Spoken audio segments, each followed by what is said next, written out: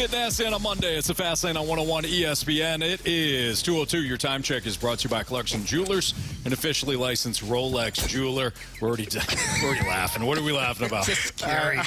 I didn't know how to turn the mic on. Like I've never been here before. I was like, because all I saw was I couldn't see it say mic on. I just saw talk back and cough, and I was like, I don't want to do that one.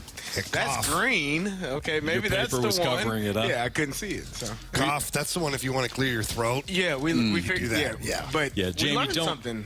Yeah, don't turn it down. Don't turn the volume down. It won't do anything for you. But I couldn't hear it. Yeah. No, you couldn't. You missed it last week. I did the exact same thing. As we were coming back on, I didn't know that you couldn't hit the button and it didn't matter. When you're coming back on, if he's potting it up Oh, really? and you cough and hit the button, it doesn't stop anything. I You did hear not it all. know that. It's good Now to you know. know. If you're holding down the cough button as Marsh is turning on your mic, basically matter. negates it. Oh, wow. Yeah. It's like, Okay, that's good to know. that It's is. good to know. Yeah. This mess of a show, the Fast Lane. Appreciate everybody tuned in. We're live at Centene Community Ice Center. We'll be here throughout the course of the week. Jamie's involved in the Blues Youth Hockey Camp this week, so it's going to be a lot of fun. And you do this each and every year. Yeah, it's been an awesome event. The Blues were great and trusted me early on, about 10 years ago, to start running this Blues Youth Hockey Camp. And every year it's just a great success. And now in the Centene Community Ice Center, I mean, we have so many options available. We get on the ice. We can, work out up top. We can go out back on the turf, and the kids love it. And the Blues have a bunch of things lined up this week for the campers. We're going to get some visits. Well, we already had a couple of alumni hit the ice this morning and hang out with the kids. We got Louie that's going to make an appearance. We've got some giveaways. We got a couple of players that are going to come by at some point during the week, so it's going to be a real fun week. Anytime you need me to get out there on the ice, just let me know. I'll take care of it. Yeah. We'll stick handling, skating, stopping. Sure. I might have you go out on the turf with the kids and just horrify them. Like I would you're love. your football coach. Let's do that. Can I tackle them? No, can't. Just ask. You gotta ask. They're children. You don't How old know. are they? You don't know if you don't ask. Like the oldest kid's 12, Carey. Oh, he can handle it. I won't hit him hard. It's like my son. He likes to tackle me. Well, So but that's different. I mean, yeah. I don't need you lining up a kid and having Ray Lewis flashbacks, Well, I won't. Yeah. Okay. You got a point there. What's this kid's drill wearing called? purple. It's called the Oklahoma drill.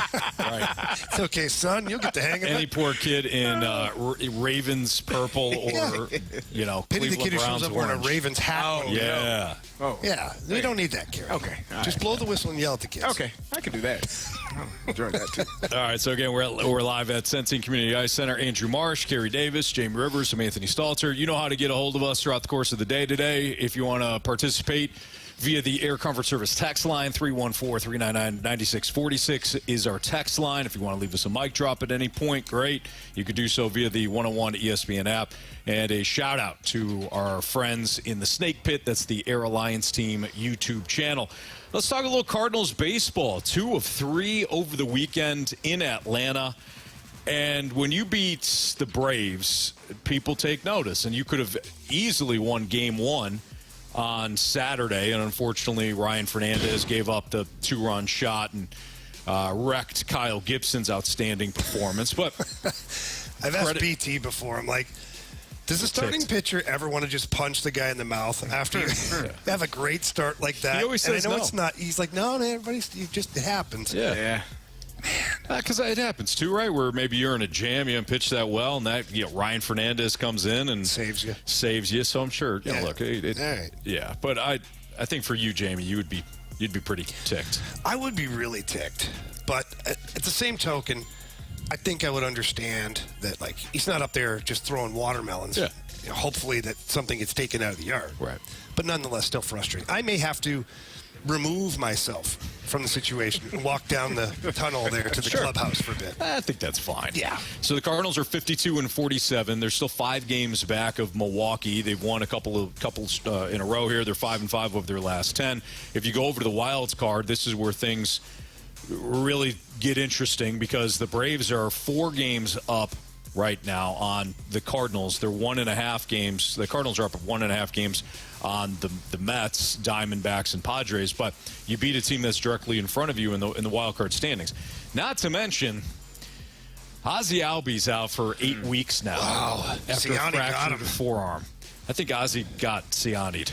He did. You know, like he just came across there. Siani didn't do anything wrong, obviously, but you lose Ozzie Albies. You're already without Ronald Acuna. You've been without Michael Harris. Strider. Strider. The Braves. The Braves are 54-44, so they're finding ways to overcome it. But that's another significant blow. But going back to the Cardinals, legit postseason contender when they do what they do over the weekend, or does the opponent not matter in this case? I think they've been legit for a long time here now. I know we use Mother's Day as the indicator. Whatever the reason, it just is. Let's just take that day. Was it May 12th? Yeah. May 12th. Things started to change for the Cardinals. And since that point, they've been one of the best, if not the best team in all of Major League Baseball. That's no longer a sample size. Like May 12th, we're at the end of July here now. Like, I think that little, sample, we don't know. We'll have to wait. See. We'll see. I think right now you've had a larger portion of the season to where you have been a good baseball team than when you were crappy at the start of the season. So I think this is legit. Do I think they're a World Series contender? No, I think Mo has some work to do at the deadline. Yeah. But I think, being completely honest, I think they should win their division. This is the team that I anticipated when the season started. I don't know about winning the division just yet. I think there's still work to be done for that. But getting the first wild card spot, I think, is absolutely feasible now. The Atlanta Braves are probably going to take a step back. There's just too many injuries to overcome. You get all of these people, and then it starts to wear on you mentally. It feels like somebody continues to go down. So I wouldn't be surprised if the Braves actually eventually fall out of the wild card, even though they're first place right now. I would not be surprised if they fall out of it because all of the other teams behind them, the Mets are playing better. The Padres are we still think that they're going to get better. The Diamondbacks are better, but Pittsburgh is playing really well also. So that's a team that they've won 8 out of the last 10, 6 out of the last 7. They've been playing extremely well. So I wouldn't be surprised if Atlanta starts to falter and comes and slides out of that first place and maybe falls out of the wild card completely. And that means the Cardinals have an opportunity to elevate and move themselves up. So division, I'm not ready yet because Milwaukee just continues to keep the ground at the same or add a game, lose a game here and there, but not. It hasn't been a point where I felt like they're 2 or 3 games out of first place all season. So, I think wild card is probably where the Cardinals are going to make their money at. I think there's still a lot of questions around this team, but Anthony, you've said it multiple times throughout the past few weeks. Let's just enjoy what we're watching right now because last year was not enjoyable at all. Yeah. So right now I'm looking at this team. I'm enjoying watching them play baseball. Now there's still some times where they make me want to bang my head into a wall. But for the most part, no offense. They've been yeah, I kind of felt you looked right at me when you said that. Well, I'm not supposed to. It's one of the rules, but you naturally did it. Since we're not in the studio, so maybe the rules change. The wall. Yeah. But this team is one that I am. I don't want to say like I'm necessarily proud of yet, but like I'm really enjoying what I've been seeing because they have put themselves in a position to be a playoff team, and really that's all you can ask for right now given what we saw last season. This weekend was fun. Yeah. It was fun to watch the team go out there. I mean, that first game, the way that Kyle Gibson was pitching, the way that both teams were playing, the defensive effort. How about Orlando Arcia from the hole? The one time he gets Wilson Contreras, the defense by Austin Riley, some of the defensive plays by the Cardinals. I thought that had a bit of a playoff atmosphere to it. Now, you lose that game, but then you come out in the final 2 and you slug. You hit some home runs. Sonny Gray had an uneven performance, but finally the offense comes to play. He does a nice job in Game 2 on Saturday, and then yesterday, Miles Michaelis, who's been up and down again, he pitched well. Great yesterday. Only 3 strikeouts. Kept the ball. I was okay with that. Jamie did send in his picks. Yeah, he sent in his picks. Did you get both? No, Gibby outpitched it. Okay, so you went. He got 6 strikeouts. Yeah, and I was 4.5 for both him and Michaelis. Michaelis only had 3 strikeouts. Michaelis 3. Yeah, we had. You should have seen our text chain. These guys didn't participate much. No. I answered. I said I think Anthony had one of those picks because you tried to go money line for one of these. Yeah, the Braves. So I think that's Anthony's pick. Anthony already had it, so that's right. I said, okay, I'll pivot. Yeah, I was busy. I was doing stuff. Yeah, I was helping my mom move. No, that's Really? important. Yes. There you Mama go. was Moving boxes and Where did going Mama back move and to? forth. Oh, way out there in Missouri. Really? Way out there. Oh, yeah. Where? Yeah, it's time for her to settle down and just, like, out into soda. Oh, wow. Like, way out Just putting there. her out to pasture. Oh, come on. I don't know if I feel comfortable about talking about this. No, but it was a long drive for me, and, I had to move boxes and Right. whatnot, so I just didn't have Long time to day. reply. Yeah, it's tough to. You're right. When you get 5 minutes. Did you all have any concerns? Sonny Gray gave up 4 home runs. Could have been, was 5 home runs. They reversed the call. Yeah, First, yeah. which that scared me when you get a lead, you get a leadoff triple with Mason Wynn, then they come back, get a leadoff triple. Austin Riley hits the home run, and they turn it and reverse it. But 4 more home runs in that game. Is that concerning? Is that a Florida game? Yeah, Carey, that's always is. concern.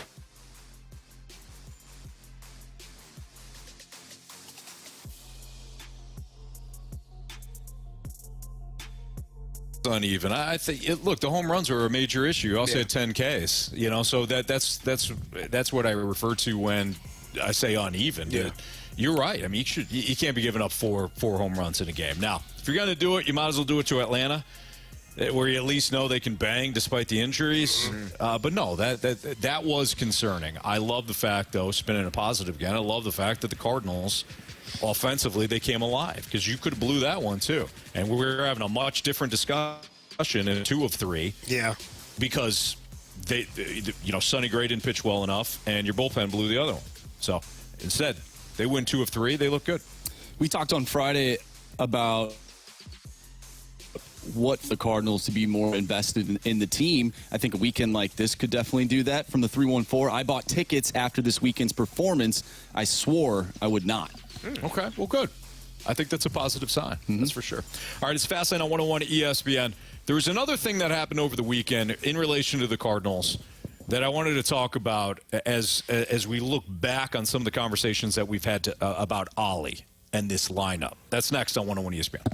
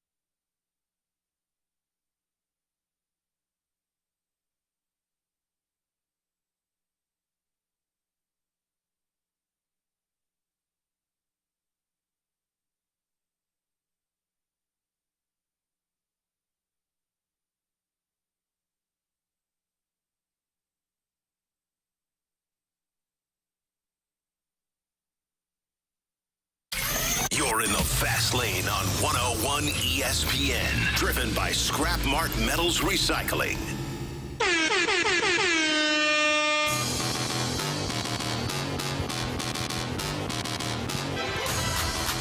All right, time to play the lineup game here in the fast lane on 101 ESPN. Cardinals get going tonight. They open up a new series against the Pittsburgh Pirates. Andre Palante will toe the rubber for the Cardinals. Right-hander Mitch Keller for the Pittsburgh Pirates. Now, I wanted to talk to you guys about the lineup, so I'm actually interested. We'll have the conversation after we play the lineup game. Okay. Because some interesting nuggets from over the weekend here, boys. Uh-huh. Nonetheless. Mason win? Yeah. Carry the mic. Carry the mic. Carey, yours is 8. Yes. Yes? Okay. Yeah. All right. Show us Mason win. I'm watching the Futures game, and this thing's all over Instagram. It's like, this guy threw a ball 100 across the time. That's awesome. But, like, how many throwing errors does he have? Shut up! All right. All right. There's no doubt this is Burley, right? Yeah. All right, Grant, show us Alec Burleson. You know, kind of closed my eyes and swung at it and did what I wanted to do. Burley to the rescue! All right. So yesterday and over the weekend, this was Wilson Contreras. And should be again. Yeah. Yeah. I wouldn't touch a dang thing. Yeah. Go ahead, Anthony. Show us Wilson Contreras. DH. No. Catches mid. Check. Okay. This was Donovan yesterday, Yeah. which is intriguing. Which is so weird. Yeah. It's So weird. It's very weird. But It is. Yeah, he's got no pop. he had pop yesterday. But, you know. This is not Tough this seats, is not man. the 80s or the 90s, Jamie. It doesn't matter. Right, Anthony? Huh? What did- What? You put your best hitter in the 2-hole, right? Yes, you do. There you go. Well, this is the 4-hole. Yeah, that's what I'm saying. You don't have to have pop. Making my point. All right. Brendan Donovan. Preferably still have a little pop. Well, It'd be yeah. nice to, every now and then. Run It'd be it. nice if it was Nolan Gorman. Yeah. Yeah. But I like him 8. I think you do too. All right, for now. All right. Yes. So Donnie, Go ahead, Brooke guys. here. Show us Brendan Donovan. Donnie. Hey, this headband's pretty cool. Jamie, if it ain't broke, you don't fix it. Well, you just never know, Carey. You just never know. This was your guy, wasn't it? The 5-hole? Yes. He touched seats, too. Yeah, he did. Show us Nolan Arenado. He's a Gold Glove winner and perennial All-Star. Oh, listen to Mr. Gold Glove over here. Come on. All right. All right. So this was Newt. I don't think they'll change it. I don't think so either. I think they're going to roll out the exact same lineup. Let's find out. Show us. Lars Nootbaar. What makes you think she's a witch? Well, she turned me into a newt. A newt. Got better. All right. And then Goldie touching seats in Yeah. the 7-hole. Yep. He's not moving, right? I wouldn't think so. Go ahead, Carey. Show us Paul Goldschmidt. Gold. Rich with gold. Gold. Right-hander on the bump, I think. Well, they faced 3 righties over the weekend. They had Pages in one of the lineups. Otherwise, it was Gorman. This is Gorman here. I think it's Gorman, too. Absolutely 100%. Show us Nolan Gorman. Get your fresh organic popcorn. Get your popcorn ready. It's got to be super bad. Super bad Gold Glover. This guy, another one, out of his mind making a catch yesterday. I'll do this one. Show us Michael Ciani.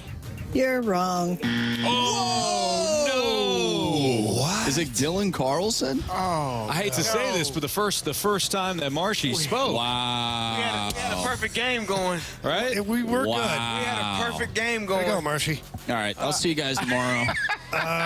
That's tough, Okay, man. so then who the hell is Newton center field? Is it Pages? Wow. it could be Carlson. No, it can't. It could be. No. You need a. Well, maybe not. It's either Carlson or Pages. You got Newt Donovan. Maybe Burley is Or playing in the outfield. It could be Crawford. Is he playing second base and Gorman's DHing? No. I mean, he hadn't played. He's played everywhere else, man. Well, they've done righty, lefty, righty, lefty, righty, lefty, righty, lefty. Maybe it's a switch hitter here in Dylan Carlson. Then you go back to the top of the lineup. I think it's Dylan Carlson. You want to try? I think you you're redeem right. Yourself, redeem yourself. But I just Should I? don't want it to be. Redeem yourself. and that's fair. Goodness gracious. Redeem All right, yourself.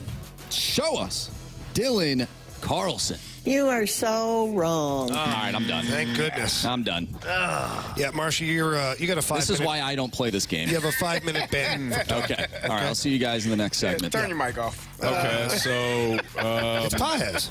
Pajes and then Petey Pages. yeah, okay.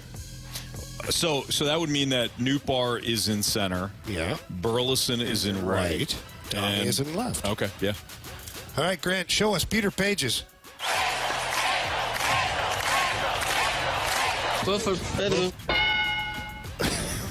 Good job, Jamie. Way to get us back on track. Yeah. Unfortunate. It's not what I wanted. Unfortunate. All right, Grant, back at our studios. Run it. All right, we've got Mason Wynn at shortstop, batting leadoff. Alec Burleson in the 2-hole at right field. Wilson Contreras is your DH batting third today. Brendan Donovan in left. Nolan Arenado at Nice. third. Well done. Lars Newbar in center. Paul Goldschmidt at first. Nolan Gorman at second. And Pedro Pajes catching today. Wow. Back.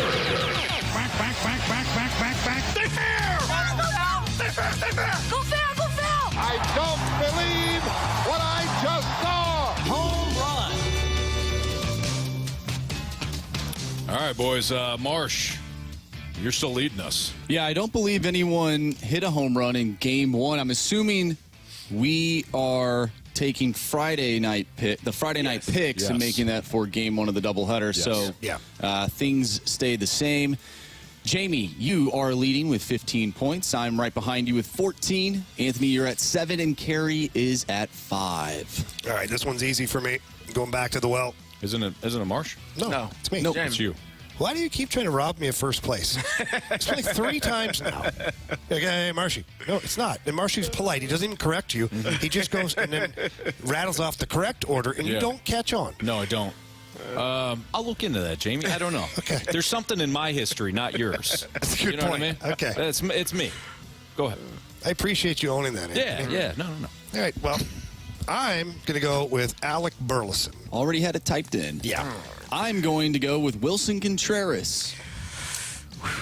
I'm going to go with Nolan Gorman. I like that one, too. No! No! Goldie and Arenado are hot, Carey. They are. Yeah, no. Okay. Give me, you know what? Give me Goldie. There you go. Yeah. Nice. Peer pressure. Hey, come on. He's showing signs of life here. Yeah. Oh, wait. Had to put him in the Embarrassed him 7 and hole. put him in the 7-hole. Well, it worked. Upset him. Did. Speaking of Oli, was that? When the last time Goldie batted 7th? Below. Probably never in his life. In his entire life. Correct. Yeah. Probably never in his entire life. Yeah. Yeah. I can't imagine. Maybe an all-star game or something? By accident, By maybe? accident, yeah. They forgot. And then they just wrote his name in. Oh, God, Goldschmidt. That guy's so quiet. Yeah. I forgot he was here. Maybe when he was a youth and you have a doubleheader and they're like, you know what, the lineup just ended here. Let's just start the next game with these guys. So maybe then he batted 7th. Maybe. But even that coach was smart enough not to do that. Yeah. True. Yeah. All right, so speaking of Oli, you brought up Oli. And speaking of the lineup, I wanted to ask you guys if this set lineup is exactly what we asked for. So are we happy now? Because we were talking about this in the offseason. Hey, we want a more set lineup. Well, what do we think? That's next on 101 ESPN.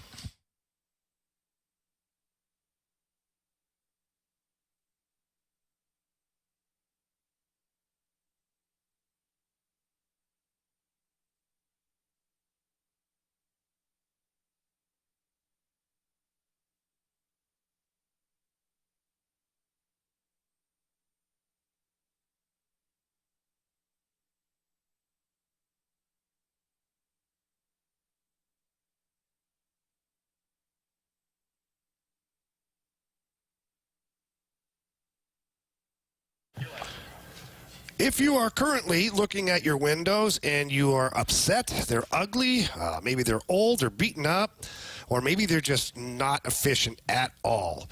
Well, visit my friends at Window World. They are the best in the business. They're the preferred window of your St. Louis Blues. They're also ranked number 1 in number of windows sold in the country by Qualified Remodeler magazine. And one thing I can tell you about these windows is they have a double-strength glass that gives it a strength not commonly used in replacement windows. I know this because I stood on a window in the showroom, and it did not break. So what that means, you get a really good quality window, less breakage, and way better when it comes to being efficient on those hot summer days or those cold winter days. Your windows can save you money by being efficient like the Window World windows. They also give you a lifetime warranty that covers all the parts, glass breakage, and labor. And right now, Window World's offering 36 months, same as cash financing with approved credit. All you have to do, pick up the phone, call 314-993-1800. Again, that's 314-993-1800, or you can always visit them at windowworldstlouis.com.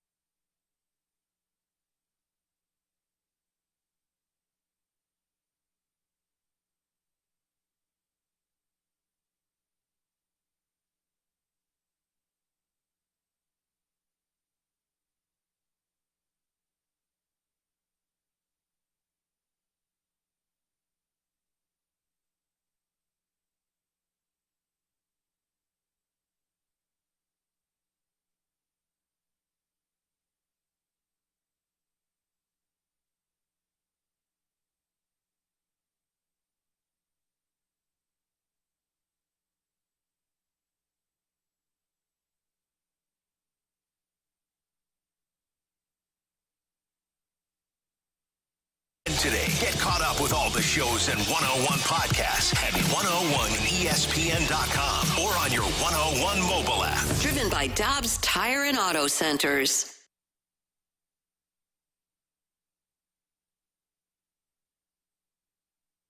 Grant Francis here with a SportsCenter update driven by Johnny Londoff Chevrolet and Johnny Londoff Autoplex. Over the weekend, the Cardinals took 2 of 3 in Atlanta. In the doubleheader on Saturday, they lost the first game 3-2, but rebounded and won the second game 9-5. And then on Sunday, they took that one 6-2 to win the series in Atlanta. Cardinals are now 52-47 on the season, 5 games back of the Milwaukee Brewers for the lead in the NL Central. Today, they'll start a 3-game series in Pittsburgh. It'll be Andre Palante getting the first of this series, going up against Mitch Keller for the Buccos. First pitch from PNC Park at 5:40 tonight. I'm Grant Francis. The SportsCenter update's been driven by Johnny Londoff Chevrolet and Johnny Londoff Autoplex. See them at londoff.com. Chevy, together we drive. Are you kidding me? We're back to the fast lane at Blues Youth Camp. Brought to you by E&B Granite, Bernie Federko's only choice for granite countertops, cabinets, and flooring.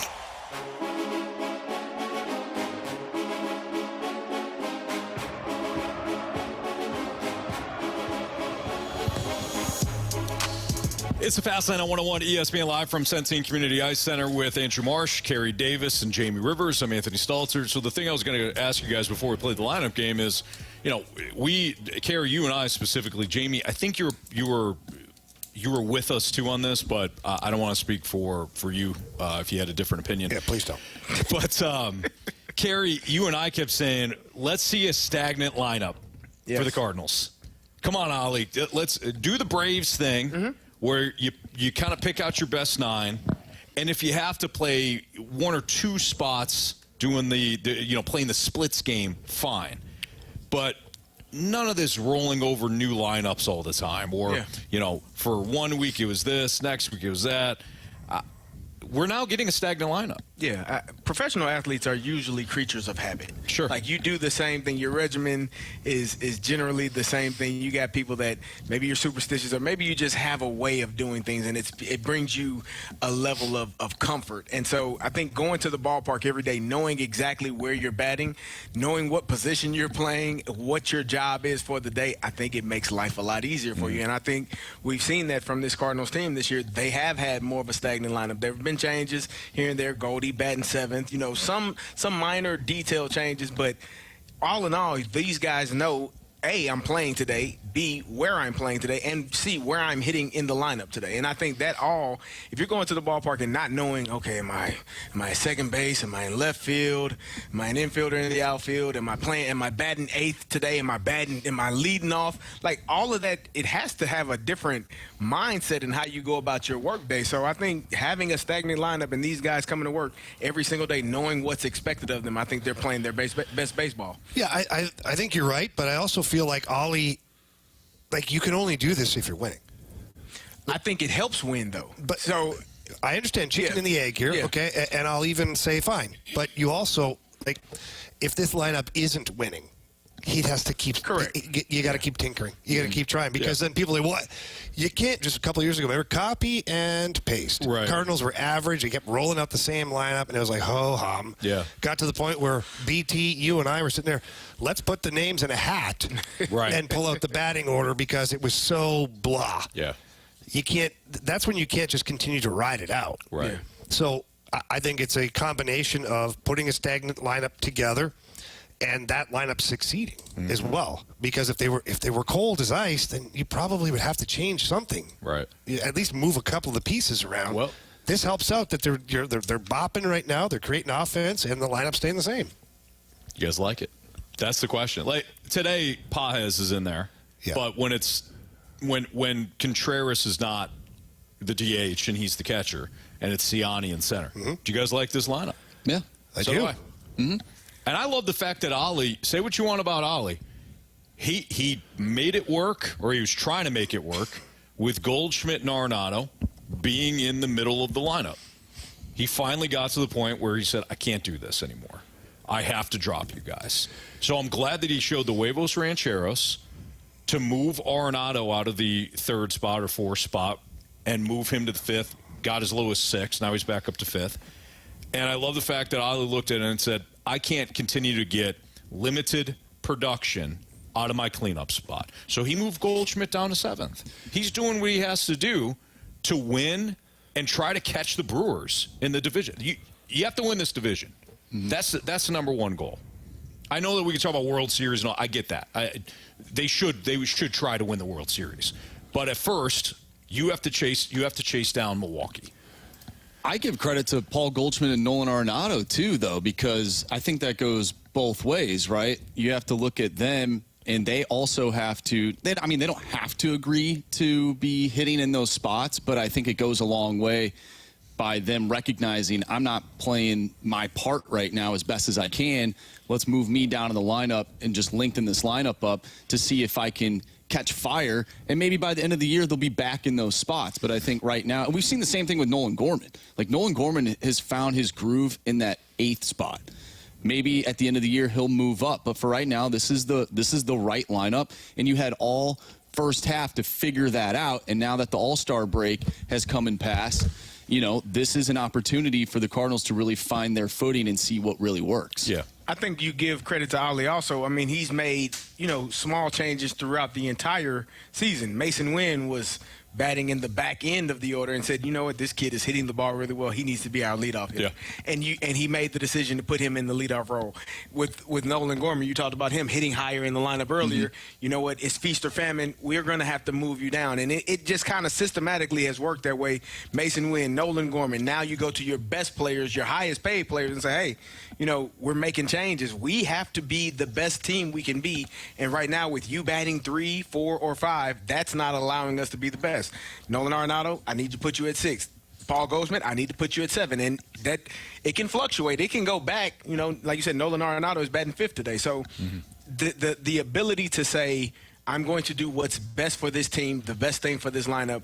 And again, like Marcy said, the players accepting it and understanding it. To me, those are championship teams that do what's best for the team. It's not about me. It's not about what I feel is best for me. It's about what's best for the team. Yep. And if I'm not hitting, then I damn sure shouldn't expect to be hitting that high. I should be moved down, and I'm okay with it. So this reminds me a little bit, guys. It's inevitable that when we talk about the 2019 Blues, we talk about Alex Steen for accepting his role to drop down in the lineup.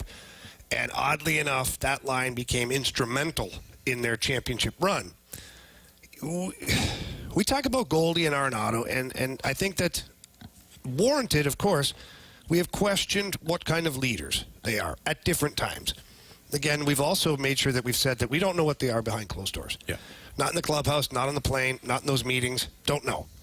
But the perception, based on certain comments, especially made by Nolan Arenado, is that he just wants to take care of himself and work hard and lead by example, but it'd be better to have some more veteran guys around. This, to me, and on the surface, it looks like nobody has been angry. Like Nolan Arenado hasn't said anything snarky about dropping in the lineup. Goldie certainly hasn't said anything. In fact, Arenado hitting a ding-dong Johnson. Goldie touching seats again.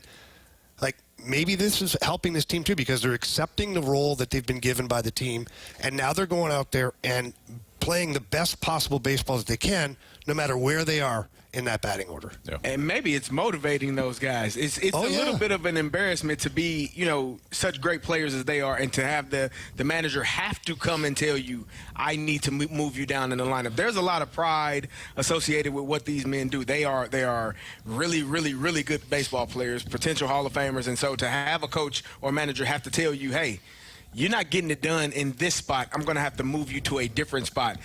That will light a fire up under you, especially when you're guys as great as they are and have been in their entire career. So maybe that's something that you can look forward to as well. Them continuing to play better, because no way in hell I'm going to sit here and be a 6th or 7th batter for a baseball team when I've never done that consistently for my entire career. Well, and you don't want to do that on a losing team.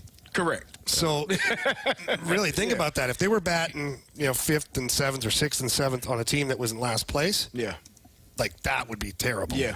So right now, the fact that they're accepting their spot within the lineup right now, wherever they are, but the team is winning. Yeah. So again, it's the chicken or the egg. Was it the placement of the guys in the order that makes it happen, or is the guys accepting their role that has made the team more effective? And I think anytime you get veteran players that have to get demoted, so to say, and they do it with class and they do it with character, and then they go out and go out and try to make your decision even harder by playing really well. Yeah. I think that's a big thing. I also think that Oli is putting kind of a stamp on the team too. This is the second half now. He moved Paul Goldschmidt down. Mason Wynn, so far it's not like he's getting a couple of days off. He has ramped things up now.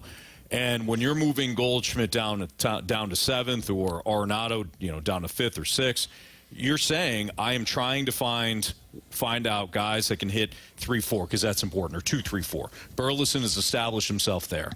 Like you said, I mean, you look around Major League Baseball, the best hitters for their respective teams are hitting second. And forget the contract status and the history of the player. Alec Burleson has been your most consistent and best hitter this year. So he's sitting second. Contreras comes back. He can provide some RBI for you. Great.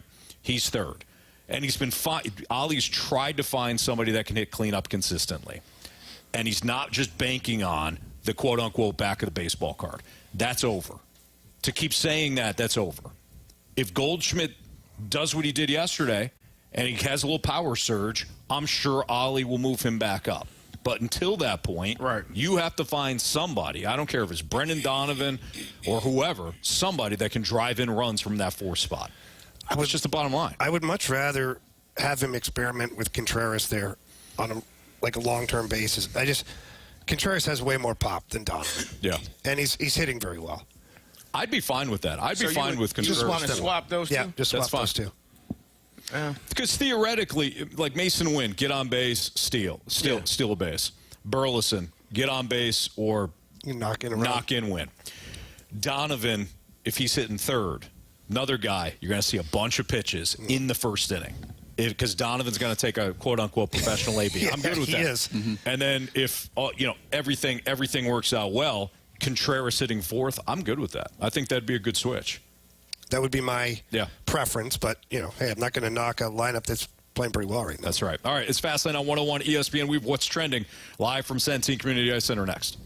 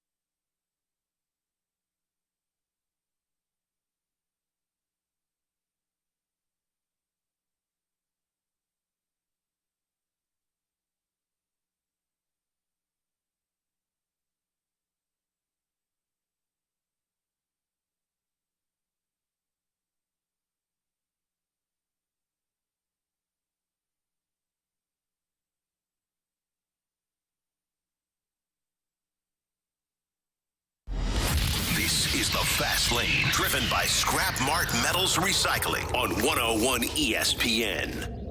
It's time to find out what's going on in the sports world with What's Trending Now. Brought to you by Goodwill. Donate a car and get tickets to the St. Louis Cardinals.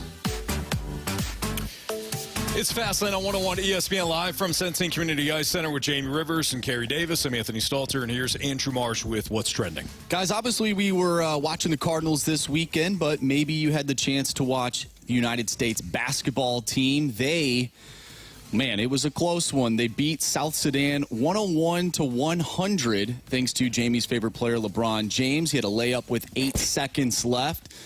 Now, that is a close game for the United States. However, they did win. They have beaten their other opponents.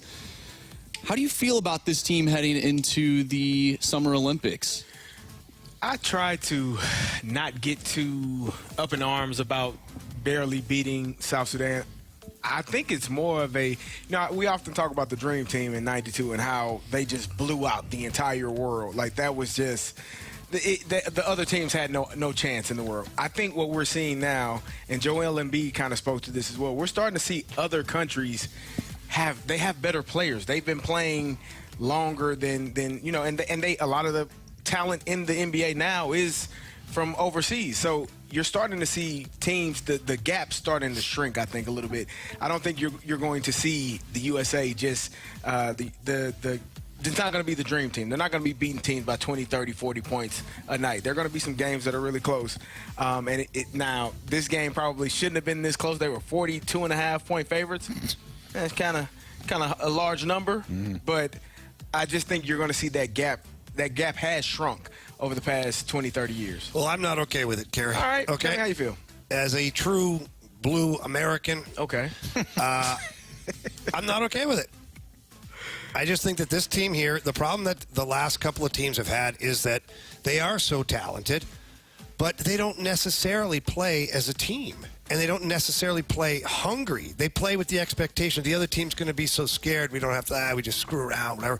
I remember watching a couple of games, I'm like, really? There was lack of hustle. The passing was not there. There was opportunities to pass, and guys were forcing up shots. This is where other countries, this is how they're catching up a little bit, is they're playing more of a team game. And a lot of that European basketball, it's way different. It's way more team. Set plays for 4 or 5 guys to touch the ball. It's not like just focusing on getting one guy the ball and driving the offense through 1 or 2 players.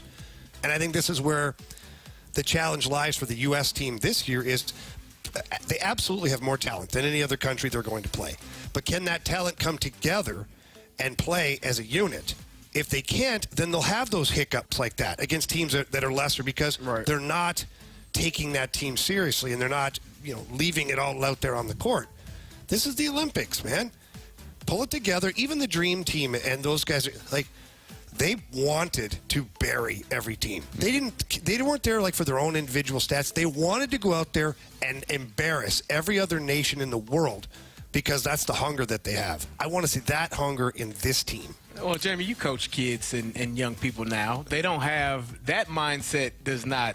I won't say it doesn't exist. You have some people, but the group totally thinking that way. We're going to bury. They as a group, those thoughts aren't the same as well, they I want were. those players then. You can't tell me they can't find those players. You can't tell me that there's guys that are sitting at home right now that could be on that team that are equally as better. No, I won't. I will tell you that they won't be equally as good.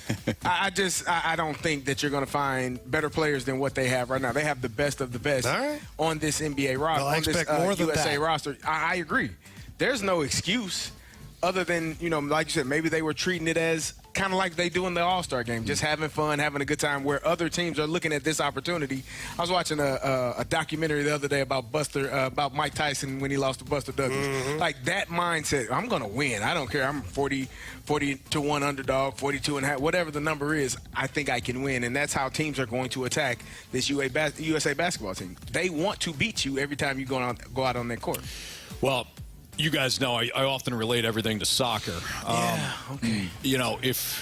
If we are going to be the nation from a men's standpoint, not women's, because women's soccer we're outstanding, but from a men's soccer country, and we're going to continue to embarrass ourselves each and every 4 years or whatever, whenever they play soccer, then we have got to pick up the pace in these other sports.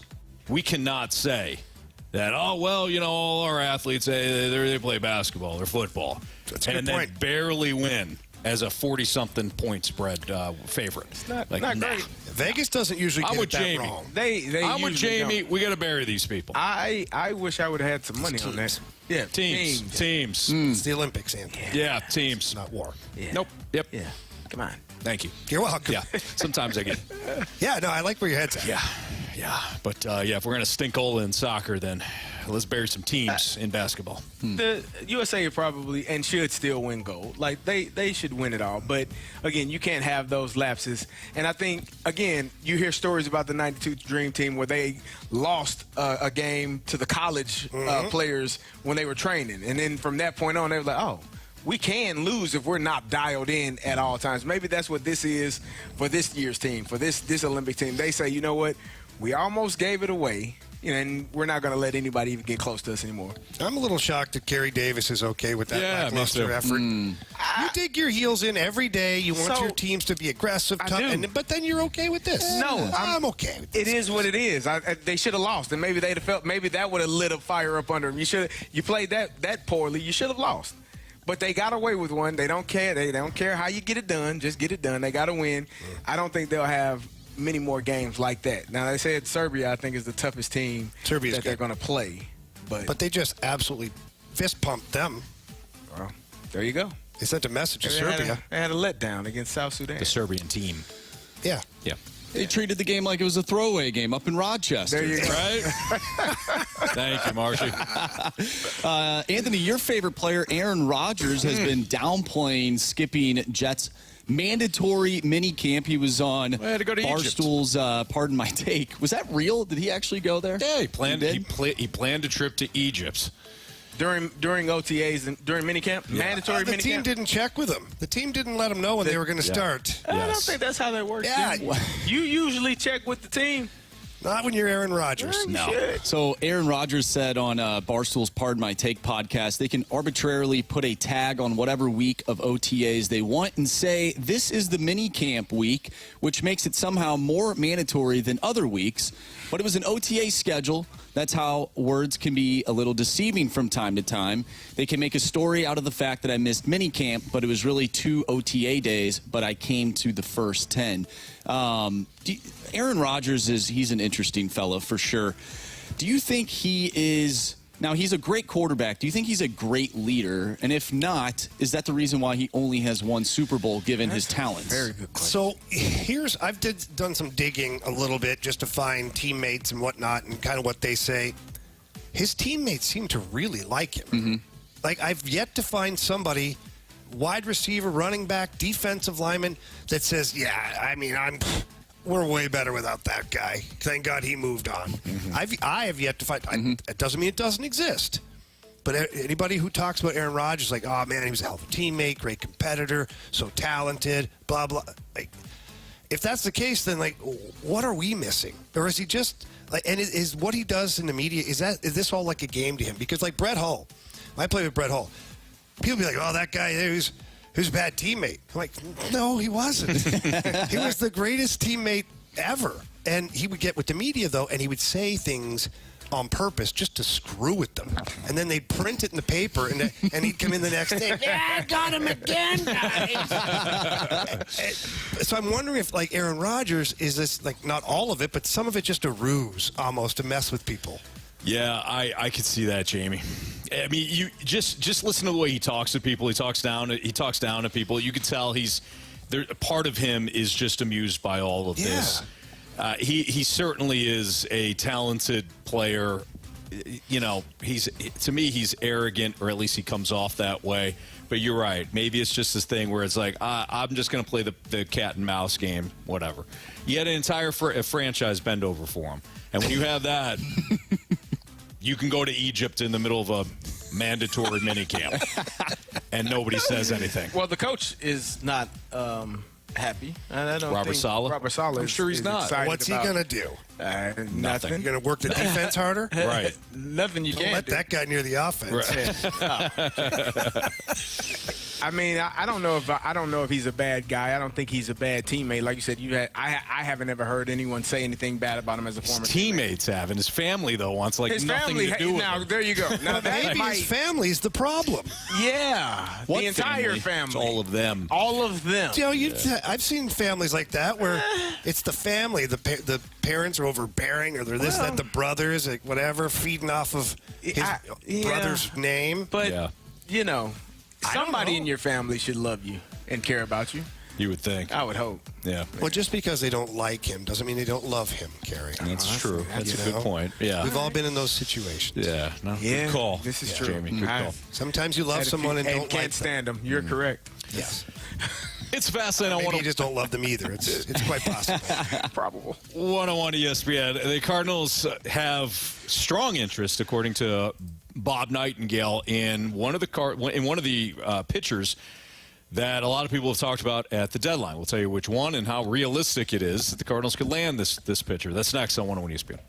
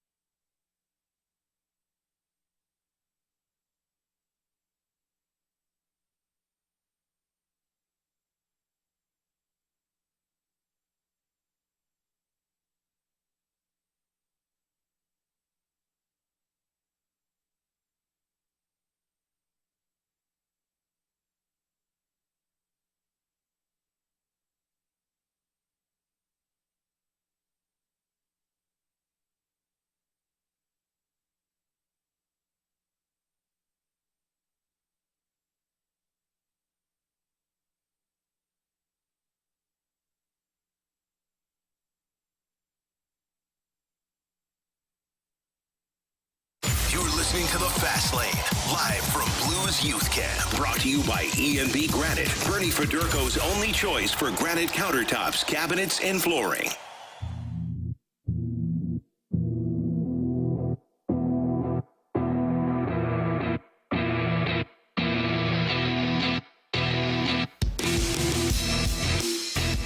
Could the Cardinals be interested in Erick Fedde from the Chicago White Sox? It's the Fast Lane on 101 ESPN 304. Your time check is brought to you by Clarkson Jewelers, an officially licensed Rolex jeweler.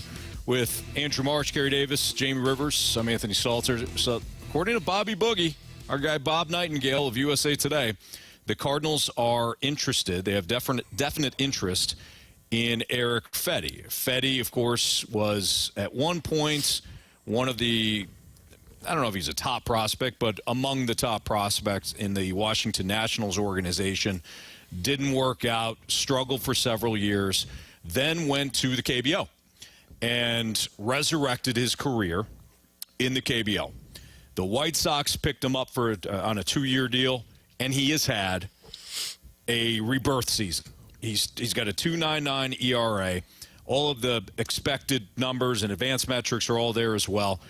He's 31 years old, so we're not talking about somebody that's a spring chicken, yet also somebody that, 31, Probably a little young for this rotation. Probably a little young for this rotation, absolutely. Yeah, they would call him Young Buck in this rotation. A kid, yep.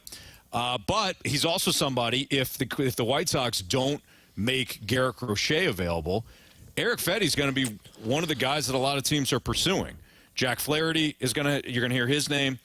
The Dodgers are interested in adding Tarek Skubal, which would be a huge get for them. Of course they are. And then again, it's Erick Fedde. So Bob Nightingale again said that the Cardinals, and I'm going to just read this word for word. The St. Louis Cardinals have strong interest in White Sox veteran starter Erick Fedde. But how many teams are going to have strong interest in him? A lot. He's probably you're probably going to have to overpay for Erick Fedde. See, I like what John Denton had to say better. John Denton said the Cardinals will likely target Nathan Eovaldi and Zach Eflin at the deadline. Yeah. I like that better. I do too. Nathan Eovaldi has postseason experience. Somebody that has been, time and time again for different organizations, has showed up and shelled in the postseason. So I'm more interested in Nathan Eovaldi too, as opposed to Erick Fedde. Yeah. If the prices are going to be similar, well, and that's I don't what know I'm what thinking. the price is going to be. I think the price will be somewhat similar, and I think you're going to overpay regardless. Yes. But at least if you're going to overpay, get two guys. Mm-hmm. You're going to you're going to overpay for most players because it's a seller's market. They're setting the prices. Well, it's always predominantly a seller's market when you have so many teams that are still in it. Yes. Because then the teams that aren't, they've got the power of leverage. Mm-hmm. Okay, so-and-so's online too. Right. They're offering us this. Yeah. Would you like to sweeten your deal? And this year there's only 4 or 5 guys that are worth a darn for a team that wants to make a run at anything, whether it's winning the division or being a pennant team or challenging for the World Series. But there's only so many guys that are out there. Now, do we know do we know Nathan Eovaldi's contract situation? Because if he's under contract with the Rangers right now. Okay. Thank you, Jamie. You're welcome. Very enlightening. I don't know how we would have figured that out if you didn't tell us. That's for you, Carey. That's a great point. Because Erick Fedde would have another year of control. So he's got a vesting option for 2025. So you would have Nathan Eovaldi beyond this year, too. So can I ask a question to you, John? Absolutely. Do you find it problematic from the Cardinals organization, from the Cardinals standpoint? If you're looking at Chicago White Sox pitchers, there's probably one that you would prefer that would be a little bit better. There was one last year that you would think was a little bit better. Mm-hmm. My issue that I feel with the Cardinals, don't go get Dylan Cease. Don't go get Garrett. Erick Fedde, come on down. It's the middle of the three. It's the bottom of those three. The middle of the market, it's not high. It's not high. It's not high ceiling. And so when you're getting, and this is no disrespect to Erick Fedde, but in comparison to those other two, you're talking about the third best of the three, right? And so I think the problem that I have with the Cardinals is they don't want to go get the better guy. We're going to have to give up a lot. Well, that's part of getting good talent, is giving up good talent. You're not going to be able to fleece someone and give them something not as good for something great. And so, but what you're going to get in return, if you're giving up just a little, you're going to get just a little in return. So for me, that tends to be the frustrating part for me when I talk about the Cardinals and when I think about the Cardinals. It's not going to get that upper echelon talent. Sure. It's going to get the middling talent and expecting upper echelon performance. But that's because they don't have a World Series contending team, in my opinion. I'm not saying this is how Mo thinks. This is me evaluating the way Mo makes moves. And the way that I look at it is he's going to go get a 2 or a 3 or a 4 arm for the rotation, however you want to put it. And they are going to make the playoffs. But I don't think John Mozeliak firmly believes that this is a World Series contending team. If it was, I think you'd see him empty the prospect pool. But if it isn't, why would you overpay? Like, depending on what overpay means, of course. But if it's Jordan Walker and another high-level prospect, and at some point you're gonna be like, okay, yeah, I'm not parting with those pieces just to win the wild card this year. He didn't even give up a ton for Arenado. No, but that's because that guy was hammered. I agree, but the point remains, he hasn't given up a lot in a trade initially. If we look back on trades, you say, oh, you gave up too much, like a Rosarina and Ozuna. Yeah, but initially, you're not like, oh, man, yeah, the three of your top 10 prospects just went out the door. Mo hasn't done that. So, Carey, I think that remember, we're dealing with human beings, and human beings have different shopping habits. There are some people that are like, look, only give me the best, man. I know what I'm paying for. I want to pay top shelf. Yeah. I got the money. Let's do this. I'm only going to pay on everything. Mm-hmm. We like to use alcohol, top shelf, whatever, but it could be anything. I'm going to pay for the best. I'm going to pay for the company that has the best reputation. I know what I'm getting. I won't be disappointed. And yeah, it's going to cost, but I'm going to do it. Then there are some that try to bargain shop, and I think this Cardinals fall into this. Like, we're going to shop around a lot. We're going to shop around and shop around and shop around. We're going to get the best deal. And then we're going to give up something that makes us a little uncomfortable, but we still have enough in reserve. And then there's some that's like, I'm going to totally dumpster dive, right? I'm going to dumpster dive. I know I don't have money. I'm going to clip coupons and all that. Padres. The Padres. The Padres just they liquidate their prospects all the time. They've got nothing. Yeah, I was thinking more like the Rays. Oh, that. Yeah, like I'm clipping coupons. Oh, I thought you were talking about just here, take all my prospects. And yeah, that best player. That I think would be more in the top shelf. Okay, listen, I know what I'm getting. I'm getting Dylan Cease. I'm getting Manny Machado. I'm getting Juan Soto. I'm not going to go to the second rung. I'm going to get Juan Soto. To hell with it. And whatever it costs, that's what it's going to be. I think Mo shops in that middle. Well, when have the Cardinals ever, not that I can remember, at the deadline gone out and got like a serious starting pitcher? Starting pitcher? Like 2011, they went out and bolstered the bullpen and got Edwin Jackson. Yeah. 2006, they got Jeff Weaver, who was 3-10 with LA. He ended up winning. He ended up being the Game 5 winning pitcher when you won the World Series. And everybody knows this, but you had Yachty and Dave Duncan. Yes, with that. And we've seen it happen with Jordan Montgomery and Jose Quintana. We saw it happen with Jay Happ and John Lester. And it worked. So why would they do something different? Because they've seen it work in the past. They're not going to go out and get a big-time starter at the deadline. I think that's a time for the offseason, which even so, I don't know if they even do that. But no. But what they do should tell us what they're going to do in a few weeks. Yeah. Yeah, I mean, it's just, for me, it's frustrating. You got to text Carey, the better guy is not the answer. Garrett Crochet will hit an innings threshold per all the reports, so we're going to overpay for a guy that isn't going to help us win. That doesn't make sense. But if you're telling me that the guy you bring in isn't going to help you win a World Series this year anyways, then what the hell difference does it make? Why not go get the better guy that is going to help you win in the long run? Like the guy that is going to pump some blood into that starting rotation and say, hell, we got us a guy, as opposed to a guy that, he's fine. He's okay. Different philosophies. I don't disagree with you. If you're not going to win either, if you're trying to win this year, then you go get the better player, correct? See, yes. If you're trying to win for the future, you should also go get the better player. I look at it this way, though. I look at it, if I'm going to give something up, you want to win this year? No. I'm not even. Take like winning this year out of it, right? Like I have to build the best roster, period, whether we're talking about now, down the road. And if I have to give up something, whether it's money, term, or prospects, if I'm going to have to give something up, all right, let me bring in something that I know is higher end, that's going to be here for a little while. Maybe I win this year, maybe I win next year, but I'm improving my roster. Correct. As opposed to saying, well, I'm not going to win this year, who cares? I just, okay, if I'm going to give something up and I know it's going to hurt, let me get something that's going to make a significant difference. Who is that player? Garrett Crochet. Okay, so we're on the same page. We are. Okay. But I'm looking at But it you better go get something that helps you in the now, though, at the same time. But why? What? No, but you can go get Garrett Crochet. Fine. But I would still then, if I'm John Mozeliak, you can go find another rotation pitcher. It doesn't have to be high end. But what is going to help you win this year? Like, but Carey, if you're not going to if win, Garrett Crochet's not the answer, you're telling us to go get him anyways.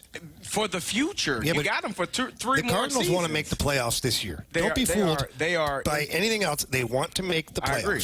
They're in position to make the playoffs. So go get Garrett Crochet and then go get your John Lester and add him to the Go rotation. get 2 of them then. Whatever. That ain't my money. But again, to your point, if you're quote-unquote not going to try and win this year and you're building for the future, why not go and spend money on an ace next season and not give up prospects? You could do that too. Yeah. But they won't do that. Well, they're not going to do any of this. Correct. Wow, Get an ace from in free agency? You don't. Yeah, that way you don't have to give up your prospects. We'll have to see who's free agent.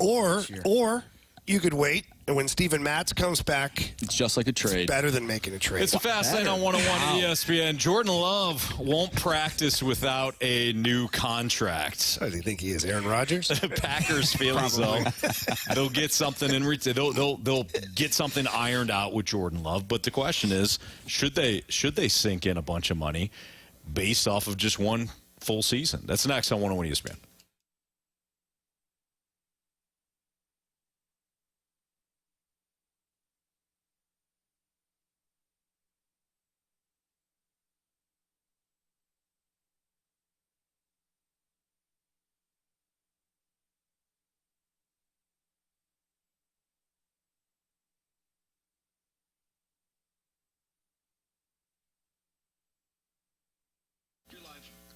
Auto Center's Nissan Herculaneum, that's where you're going to find your next new vehicle. And maybe it's a pre-owned vehicle. New to you, but it's a pre-owned vehicle. They've got great deals. In fact, they extended their hail sale for a limited time. You can go out to Auto Center's Nissan Herculaneum, check out the hail sale vehicles that they have, and they have no payments for 3 months and no down payments available on select new and used inventory. And all current Nissan specials and incentives are eligible for any hail-affected new Nissan. So you can stack up the discounts. You can take a look at the hail sale vehicles and realize that they're discounted $10,000, $20,000 in some cases, and then also stack on whatever deals and incentives that they have going on throughout the month of July. That's Auto Center's Nissan Herculaneum. That's how they take care of customers. With over 700 vehicles in one location, you're bound to find the perfect car that fits your needs and budget as well. And as always, the offer includes 30-day new car return promise, complimentary lifetime warranty on new Nissan and eligible used vehicles, and complimentary one-year maintenance on new Nissan purchases too. Check them out online at AutoCentersNissan.com. When you head out to Herculaneum, you can also tell them Stalter sent you. It's Auto Centers Nissan.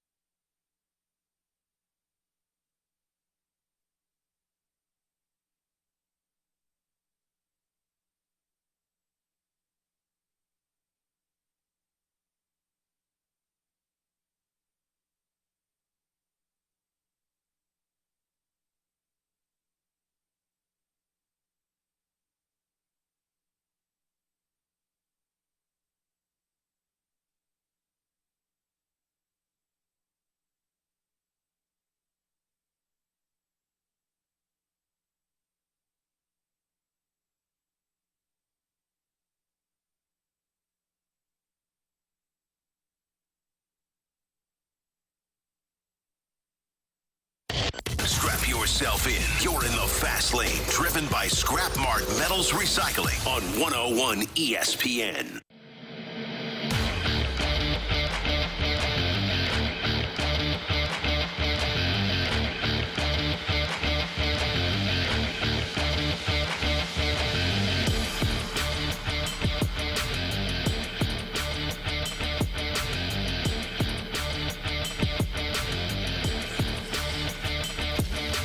It's Fast Lane on 101 ESPN. Andrew Marsh, Carey Davis, Jamie Rivers, I'm Anthony Stalter. So the news coming out of the NFL world is that Jordan Love, quarterback of the Green Bay Packers, won't show up to practice until he's got a new contract. Packers feel as though after 1 year, huh? After one year. One whole year of playing in the NFL. That's right. Wow. Yeah. Packers feel as though that they're going to negotiate a contract that's going to make both sides happy. Mm-hmm. Any trepidation on your guys' part if you're the Packers? You drafted him. You don't have a career. It's not like you got a better option, so we can start there. But, two, he played well. Mm-hmm. It is only one season. And there was a bit of a dip last year, too. He started off really well, a bit of a dip, learning curve, and then he finished extremely well. Yeah. Any concerns at all? Are you paying him? No. No concerns? You're paying him? Or no, I'm not paying him. You're not paying him? No. One season. How many guys have had one-off seasons and then you've never heard from them again? I don't think he's that player, but why does he think he's entitled to this? Hey, buddy, we got rid of Aaron Rodgers for you. You're in the plans. You are the future, but you've had one season. And what if you go and give him like this big contract and that was his one season? Like the rest is kind of, yeah. I don't know. I always have a big problem with players just demanding to be paid. Just demanding it. He's still got a year left on his deal, right? Yes. In fact, they signed him to, I believe, a small contract extension to buy out the fifth year, right? Yeah. Essentially, and then add another. Have to pay for it. So what is he doing here? So to answer your question, that's why he's doing it. Because you got rid of Aaron Rodgers because you had to play him. Like we talked about this, Anthony. We talked about this all last 2 seasons ago, before Aaron Rodgers was actually moved to the New York Jets. Mm-hmm. Jordan Love sat there for 2 or 3 years behind Aaron Rodgers, waiting his turn, and you had to move on from Aaron Rodgers to give Jordan Love an opportunity to play because you drafted him in the first round. There's no way you were going to waste that draft pick and just move on from him and not know if he could play. He's going to be cheaper than what Aaron Rodgers was, and now he showed you that, hey, I can play football. I am really good at this job, and where else are you going to go? And so if I never have a problem with the athlete deciding to sit out because at any moment, Jamie, you know this, I know this, everyone, most people listening should know this. If a team is done with you, they move on from you. They find a way to trade you, cut you, DFA you, whatever the case may be. When they're tired and done with you, regardless of what your contract says, they're going to move on. And so as a player, if Jordan Love says, yeah, he probably won't get the $50 million a year that Joe Burrow is getting or that Lamar is getting or Jalen Hurts is getting, but he's going to get paid. And here's the question. I don't know if he wants to – I don't know if that's the number that he wants, but if he does, he's going to get pretty dang on close to it because where else are the Green Bay Packers going to go? He made a great decision. He's sitting out. He played extremely well last year. You go into Dallas and beat the hell out of the Cowboys, who I don't even know if they knew that there was a game or what time game time was when they showed up for that game. Half of them looked like they were halfway sleepwalking, but they went down there to Dallas and beat the hell out of them in the playoffs. And by all accounts, he is he's one of the next up-and-coming quarterbacks in this league. You talk about C.J. Stroud, you talk about Jordan Love. So for me, him sitting out and saying, I'm going to wait till you all decide to pay me the money that I deserve, I have no issue with it at all. So the contract voids after this year. So essentially he's got 1 year left. So that's why he would. I've just never been a fan of the players holding the team. Yeah. I don't. At gunpoint. Well, here's the thing. He can sit out. Of course, says the Vikings fan. Well, I'd be okay with it too, Marcy. Oh, yeah. Mr. Here's Lions the thing. fan. If he does play well, you're probably going to have to pay him more next offseason than you will this offseason. So he might be actually doing the Packers a favor by saying, hey, Give me something now, some terms, some years where I feel comfortable. Maybe it's $35 million a year. Maybe it's $45 million a year.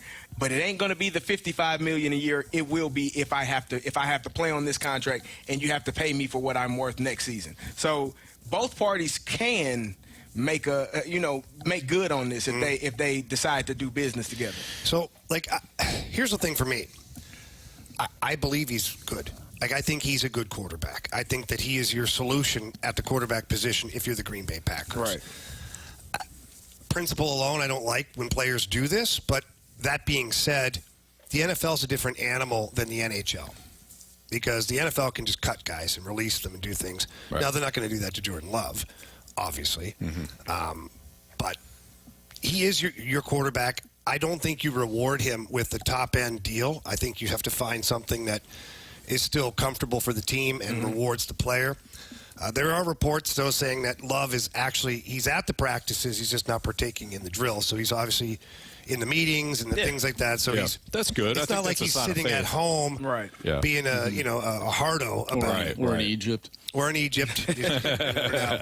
So I don't know. I think the tough part here, and the Dolphins are about to figure this out too. Like they have to figure out what Tua's worth to them.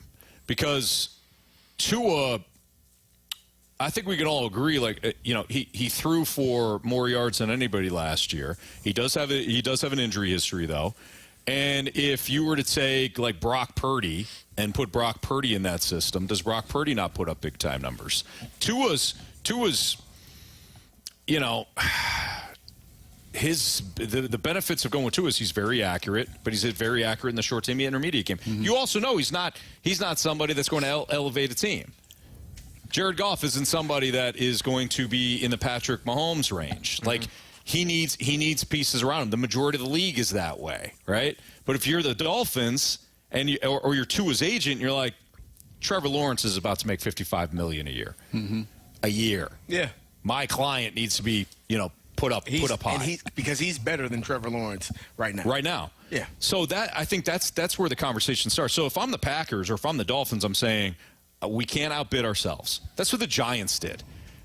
Who was going to pay Daniel Jones $40 million a year? Nobody. Giants. So they outbid themselves. Mm-hmm. So they have to establish what the market is going to be if Tua hits free agency or if Jordan Love hits free agency. For example, if you are the Giants, let's say, and the Giants don't, they get out of the Daniel Jones deal. Are the Giants going to pay Tua $40 million? Are the Giants going to pay Jordan Love $40 million? They should. Probably. So that's where I think I have to start if I'm the Packers and then go from there. If a team needs a quarterback, are they going to pay my guy $45 million? If so, that's just the price of doing business for me. And you talk about the Giants, and I've been watching Hard Knocks, and that's one of the things they went through with Saquon Barkley. They're like, you know what? We're not going to do this whole franchise tag anymore. We tried doing it last year, and there was it was just a headache. And so they let him walk to free agency and said, okay, if a team needs a running back, then they're going to pay him X amount of money. We don't really believe that they'll do that, so we'll see what his market is, and then we'll offer him. Turned out there was a team that was out there in Philly that paid more than what the Giants were expecting, and then they lost him. So it kind of goes to what your point is. Yeah. What's the market for the player? Exactly. Which is very difficult. I think the Ravens kind of found that out, too, Lamar Jackson. I think Lamar found that out. Yeah. Because the Ravens flat out told him, go ahead. But there were stipulations. See what your market is. Come back to me. There were stipulations. If he did sign, they were going to have to give up something for Lamar, correct? Absolutely. A draft pick. So that kind of put him in a position where teams were not going to touch him because there was compensation going back to the Ravens if they did sign him. So it's not like, but not really. That's where the Falcons came in. A lot of people are like, the Falcons they passed on Lamar. No, they balked on giving up 3 first-round picks plus the cap space and all that, knowing that they weren't good enough and they needed to also fill in the gap. So it's not as easy as, they pass on Lamar Jackson. So you're right in that regard. But I think what they're trying to do is figure out what your market is. Because we want to know what your market is, too. Well, I'll tell you what. If Jordan Love plays this year under this contract and goes into next season, they will probably try to franchise him, which I'm sure they would. But there are a few teams that could use it. New Orleans Saints, you don't think they could use a quarterback? The Las Vegas Raiders, you don't think that they could use a quarterback? Right. Like, there are teams in the NFL that would love to have a 26-year-old young man that can sling it and play on their team and be their franchise quarterback. The Saints are paying Kirk Cousins light $37.5 million. There you go. Like, I'd rather roll the dice on Jordan Love than Kirk Cousins light, you know? You can get there are going to be a lot of teams that would move on from the current guy that they have for a young player that they only have to pay $45 million to. Like, that's $10 million less than what the top tier quarterbacks are making. Maybe you can get them for $13 million. There are going to be some teams that say, if the Packers don't love you, sir, we'll show you a lot of love over here. So the Packers, in my opinion, what you did there. Yeah. I love what you did there. I didn't even try to do that. But there are some teams that will show him, some love. Yeah. There you go. I wonder how much money Caleb Love is going to get in the NFL. Depends on when he. Oh, in the NFL? I don't think he'll. Oh wait, that's right. He doesn't play. I don't think he'll make that much. It's Fastlane. It's Fastlane on 101 ESPN. How do the Cardinals stack up against their phantom outfield? We'll explain that next on 101 ESPN.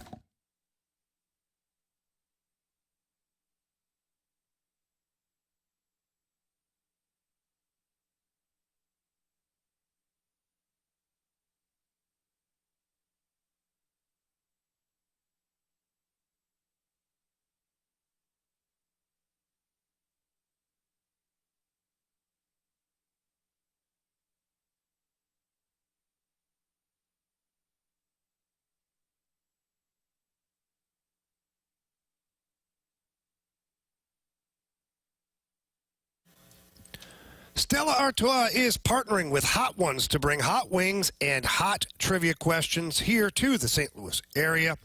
You can sign up now to compete at the next Hot Ones event, which will be held either at Hot Shots in Wentzville or Cyberg's. We're not sure yet, but it'll be August the 8th from 6 to 8 p.m. We'll be out there doing this trivia. It's great. There's 3 rounds, 5 questions. Each time you get one wrong, you got to dip your wing into a hotter sauce, and you can wash it down with some awesome Stella Artois, which will be available too. So please visit those locations. You can sign up using the QR code, or you can just show up on August 8th and join in. Sign a waiver, join in, have some fun. If you don't want to compete, no problem. Come out to support and watch the festivities. Again, enjoy some of that great Stella Artois. And there also will be some attendance prizes. You're not going to want to miss out on this. It's a great time. Had a blast at Helen Fitzgerald's just last week, and we're going to have a blast again on August 8th, again from 6 to 8 p.m. For more information, all you have to do is just go visit 101ESPN.com.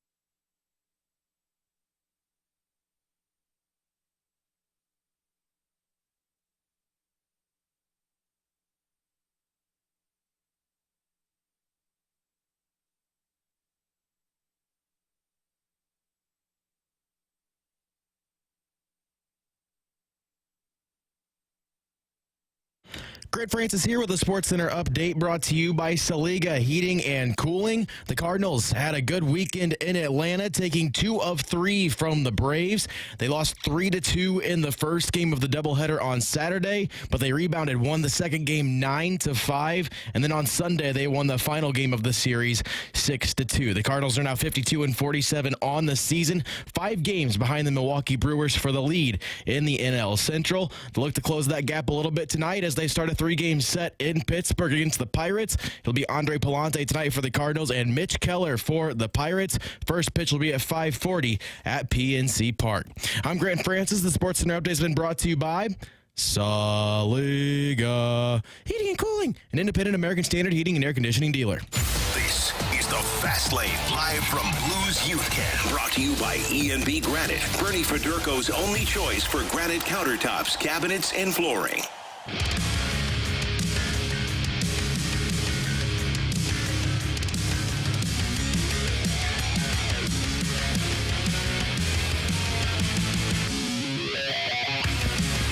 It's a Fast Lane on 101 ESPN with Andrew Marsh, Carey Davis, and Jamie Rivers. I'm Anthony Stalter. Before we dive into the next topic of conversation here, Katie Woo tweeted out that Tommy Edman will do baseball activity with Springfield today.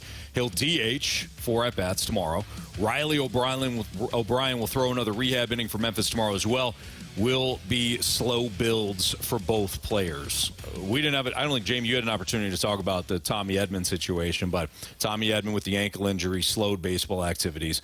I mean, it's just human nature to feel like, well, this just isn't going to happen this year. And to hear Katie Woo say it's going to be slow builds for both players, meaning it might take a little while to build back up Tommy Edman. I don't know when this dude's going to be available. Yeah, it's not ideal for the Cardinals because if you have a player like Tommy Edman that you're waiting on, this is the worst time of year because it's a deadline. Yeah, right. If he's kind of sort of healthy, not quite, and it's right around the deadline, as a team, you can't count on that then. No. And so as a team, you have to go look. If you're looking to add that right bat like you talk about, you're going to have to add that, and then you're going to have to maybe shelf Tommy Edman for the rest of the year at that point. Like, it's not ideal to ever have a player that you think is a regular player injured near a deadline or kind of injured at deadline. Yeah. I do think, though, that it could benefit them if he is ready by September, October. It kind of reminds me of what the Cubs did in 2016 with Kyle Schwarber. He was out the entire year, and then by October, he was slotted right in that lineup. Yeah. And even if he's not a starter, you do have another bench bat that you can go to if you need to. Yeah, at that point, would you rather have Tommy Edman on your bench or Brandon Crawford or whoever? The answer is Tommy Edman. So yeah, that's I thought you were going to say Schwarber. I was like, I would take Schwarber. Yeah, no, definitely, yeah. And not maybe on the bench, but maybe in the starting lineup. Maybe batting leadoff. Yeah, seems to be doing okay there. He has. Mason to be fine. He'd be fine in 3-hole. Hey, think about it though. You just bump him down. Figured everything out then. Right? Yep. Mason wins second. Burleson third. Contreras fourth. Oh, wow, boys. Not a bad idea. If Mo doesn't make this happen, he doesn't want to win. I agree. Yeah. All right. Speaking of Mo, at one point he gave up on Randy Rosarina, Adolis Garcia, and Tyler O'Neill. I don't blame him whatsoever on O'Neill. The Rangers also gave up on Garcia before welcoming back. And, Randy Rosarina, that certainly bit him, right? But this was interesting. So Cardinals talk at the Redbird _way. There's a graphic in Major League Baseball. Another look this season. Brendan Donovan, a 1.8 WAR, 757 OPS. Michael Ciani, 0.9 WAR, a 574 OPS. And Alec Burleson, a revelation for the Cardinals this season, a 1.3 WAR with an 815 OPS. The 3 players they have underneath those 3 players that I just mentioned for the Cardinals, Randy Rosarina, 0.4 WAR with a 705 OPS. Adolis Garcia with a minus 0.3. I said minus then. Yeah, minus 0.3 WAR, 670 OPS. And Tyler O'Neill, a 1.7 WAR with an 871 OPS. He's having a good year. So out of the 3 of those, Tyler O'Neill certainly having a great year, but they kind of have him slotted right underneath Alec Burleson. Burleson isn't quite there in OPS or WAR, but he's at least in the picture. The other two, I mean, it's either a wash or, in Brendan Donovan's case, he's been significantly better than Randy Rosarina overall. So the question is, right now, if you had the ability, which outfield would you like to have more? Right. I think it's a fun question. Because you can say, well, Rosarina, look what he's done in the past. But what is he doing currently? What is Adolis Garcia doing currently? Tyler O'Neill, I think, yes, you'd take him back for a playoff run, whatever, you'd have him in your outfield. But in lieu of Alec Burleson, I don't think so. But you'd also have to, if we're going to play this game fair, you'd have to include O'Neill's injury history. Oh, of course. No. You know what I mean? Totally on board for that. I'm just because initially I may say, well, to hell with it. Give me Garcia's power. Give me Garcia's power. Randy Rosarina, like you said, we know what he's done in the past. O'Neill's having a great year. But you have to include O'Neill's injury history in this. Well, also, I think we're looking at the graphic wrong here because you have Alec Burleson right above Tyler O'Neill. Yeah. However, Brendan Donovan plays left field. So does Tyler O'Neill.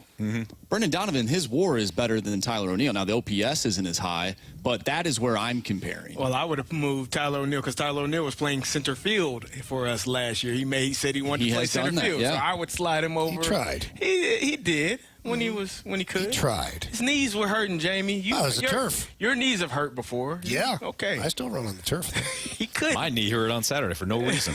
See? And you weren't running on turf. So nor did I play in the NFL or NHL. Oh, well, it happens. Yet. Not yet. Thank you, Jamie. We're still waiting on that. But I think Tyler O'Neill, what he's done this year, and we talked about it, we said this would probably be the healthiest he's been in years. And other than, I think, getting stitches in his face, he's been pretty healthy all season long. I'm not mad with what the Cardinals have in the outfield right now. This is not what you expected at all. You didn't even know Michael Ciani wasn't even supposed to be here. Like, no clue it was going to be Dylan Carlson, then it was going to be Victor Scott, and maybe Tommy Edman would be back healthy, and now none of them are able to play at the level, and Michael Ciani has done a fantastic job. Alec Burleson was not supposed to be your right fielder. That was supposed to be Jordan Walker. Yeah. He wasn't supposed. So two of the three guys, and then you looked at Brendan Donovan like, oh, he's your utility guy. He can play left field, but he'll probably float around the entire infield, get starts when other guys are out. You didn't expect him to be your everyday left fielder. So I think all in all, I think that Mo has done a good job with getting these guys here, and then those guys have done a great job. Alec Burleson specifically has done a great job when given the opportunity of saying, you will not take me out of this lineup again. And that's what it's all about. When you get that opportunity, you have to take care of your business. I think he's done a great job of doing that. I think from a power standpoint, you want a Rosarina, Garcia, and O'Neill. That bottom line. But from an overall standpoint, you factor in the defense, the on-base ability. Right now, this second, I think the Cardinals are in really good shape. Alec Burleson has become a really good all-around player. He's always had a knack for hitting. And when I say always, I mean, we're only dating back to last year. But if you go back further. AAA and all that. AAA. East Carolina days. Like, the dude can hit. He may not hit you 30. He may not hit you 25. But he's an all-around hitter. Donovan's just a baseball player. Yeah. And Ciani's a great defender. Ciani just keeps improving, too. Yep. He does. He's hitting the ball better than he has all season. Obviously, defensively, he is, stellar. He's elite. Yeah, he's elite out there. It still would be hard to turn your back on a Rosarina, Garcia, and O'Neill. Yeah. Those guys alone, those are 30-plus home run guys, each and every one of them. Yeah. That's a lot. It's a power standpoint. Forget it. It's not even. And even from a defensive standpoint, O'Neill's a Gold Glover. Rosarina's good defensively. I don't know much about Garcia. Yeah, he's fine. He's okay. Yeah. But they're all three of those guys were all-stars too in their careers. Yes. That's correct. I think the ceiling might be higher for the group that's not on the Cardinals. Yes. Than the ceiling that is for the group that is. I mean, I'm looking at the power numbers for those three guys. They all would be top on the team if they were in a Cardinal uniform. No, that's what I said. From a slug standpoint, it's not a conversation. So, 6 in one hand, half a dozen in the other. You pick, but if you're going to play that game, it might not be. That's why I think numbers don't always give you the correct answer. Like, you can look at the WAR and like, oh, this WAR is better. Yeah, it is, but. Let's end it here. The fact that we're even having this conversation right now is pretty remarkable. It is. And speaks to the long term, That's the bigger long game Yep. with the Cardinals. It's Fastlane on 101 ESPN. I was reading this article about the second half bold predictions. And I'm like, I wonder if they have anything about the Cardinals bold predictions, right? Like, I wonder if they're going to say they win the NL Central. What I found was disgusting from a Cardinal standpoint. I was disgusted. I'll tell you what this article said and what the bold prediction was next on 101 ESPN.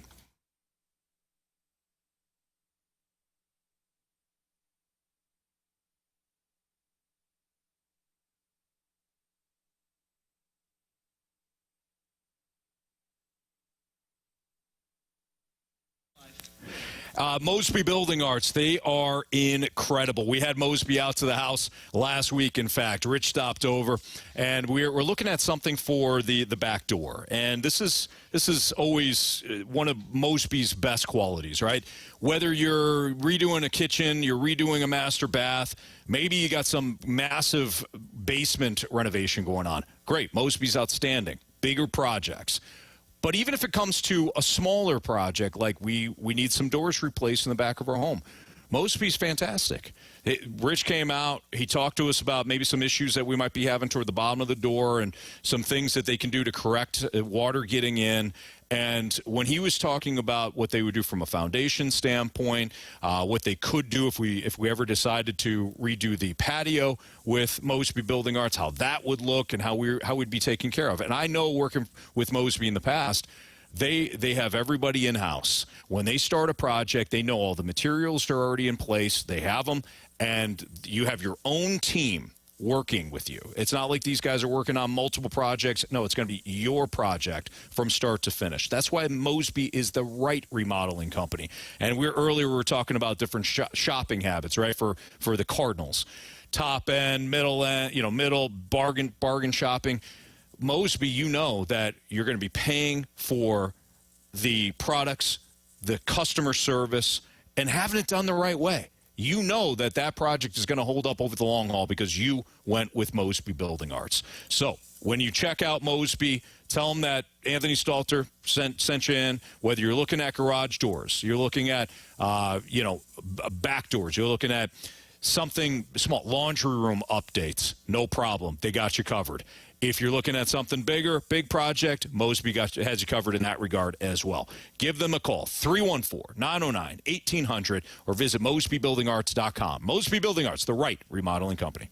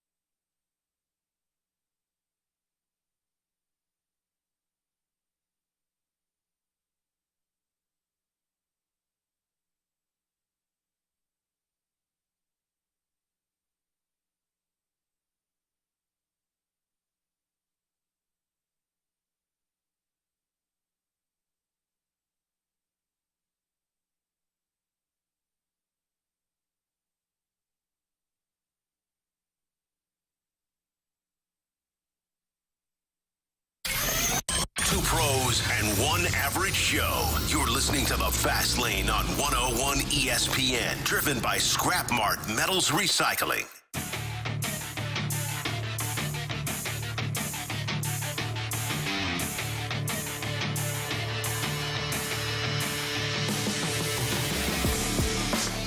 So I was doing my morning prep today, looking for some content. I stumbled upon an article at The Ringer, and I enjoy The Ringer. They've got good writing. They think outside the box. 9 bold predictions for the second half of the 2024 MLB season. So I'm like, I wonder if they have anything to say about our Cardinals. I was scrolling down, and one of them, a Philly will win the National League Cy Young Award, but it won't be Zach Wheeler. Oh, okay, yeah, I think I can see that. The 4 best MLB records will all come from the East Division teams. Yeah, that makes sense, certainly. Yep, still scrolling here. Cleveland will not win the AL Central. I'm like, wow, okay, all right, that's kind of, that's a little bit more bold than the other two. The NL West race will come down to the final weekend. I think that's kind of a bold one because we all expect the Dodgers to run away with things. So, yeah, they're doing pretty good. St. Louis will finish last in the NL Central. What? Whoa. What? Is this last year or this year? This year. This year. Yeah. Just 10.5 games. Based on what? Well, let me read it. Just 10.5 games separate first and last place in the NL Central, which makes it MLB's most tightly contested division after the break. The Cardinals surged to claim second place in the division in the summer months, but they won't stay there, writes The Ringer. They are the definition of average across the board, but the case against St. Louis is that Nolan Arenado, Paul Goldschmidt can no longer carry this offense as they did into the playoffs in 2021 and 22. Arenado has a 98 OPS plus, roughly the league average. Cardinals' third baseman has never been a StatCast darling, but at age 33, he has his worst hard hit rate and average exit velocity by a wide margin this season. Goldschmidt, 36, had a 658 OPS in the first half and has shown no signs of improvement. Relying on an unproven Brendan Donovan and Alec Burleson feels like a major risk. St. Louis has a solid bullpen, but the Cardinals have by far the worst run differential in the division thus far. The second worst is Pittsburgh at -11. Cardinals are -31. All 4 teams chasing Milwaukee could change a lot between now and the trade deadline, but the parity should keep all of them involved in the pennant race for now. So after I read that, I go, oh, geez, we've brought up all those things. Still shocking to have them highlight last place. I guess if the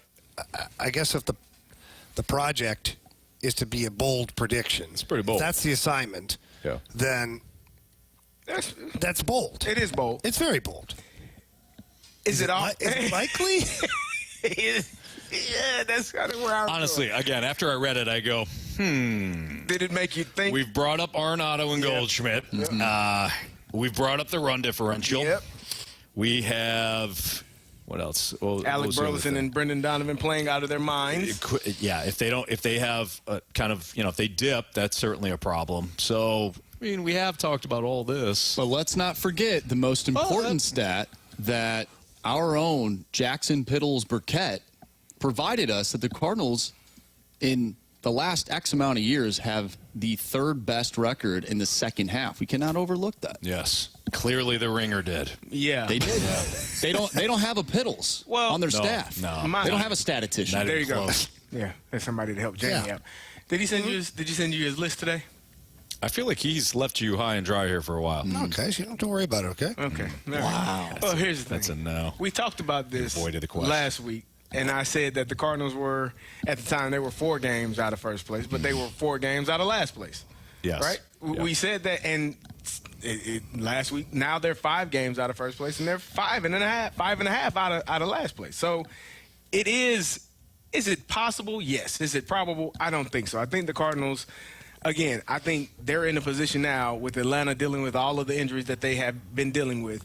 Atlanta is probably going to start taking some steps back that if the Cardinals can continue to win, they can become that first wild card. I do think it's going to be hard to catch the Brewers. That's just my personal opinion. They seem to play very well head-to-head versus the Cardinals. So, I think it's going to be a little bit difficult for them to catch the division lead.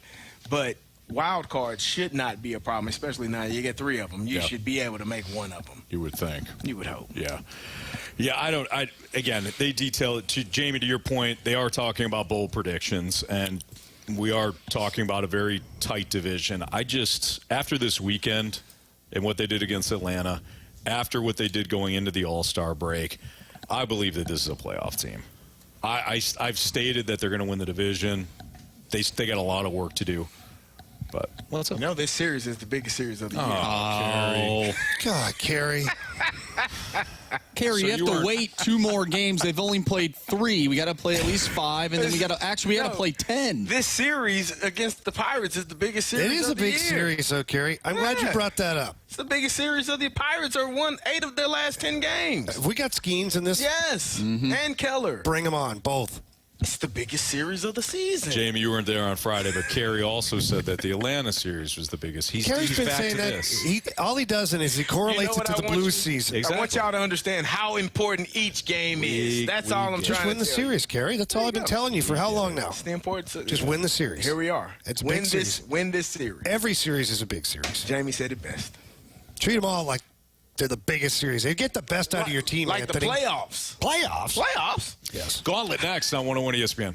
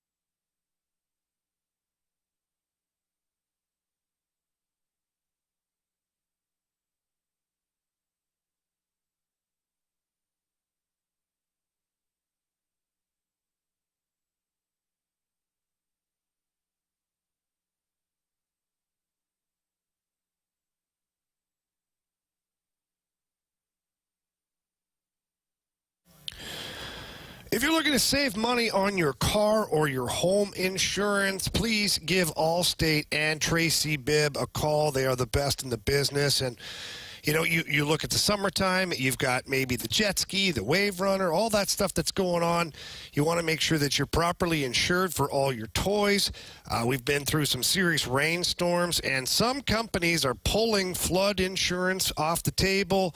Not Allstate and the Bibb Agency. They're there to protect you, make sure you're taken care of. And they're not just some 1-800 number that you call where you get somebody different that answers the phone every time. No, they're a company that treats all of their customers like family. And when you have a problem, because it's inevitable, something will happen, you want to talk to somebody who can walk you through the process, take the stress away, and make sure that everything is taken care of. And they also battle day in and day out to get you the best rate. But Tracy Bibb always makes sure that you're properly covered, that your coverage is something that they are taking care of and that you're certainly not going to regret later on. So for that great customer service and to experience what I go through all the time with the Bibb Agency, which is they're awesome in every aspect, pick up the phone, call Tracy Bibb. Her number's 314-328-4260. Again, that's 314-328-4260. It's no fib. You're in good hands with Tracy Bibb.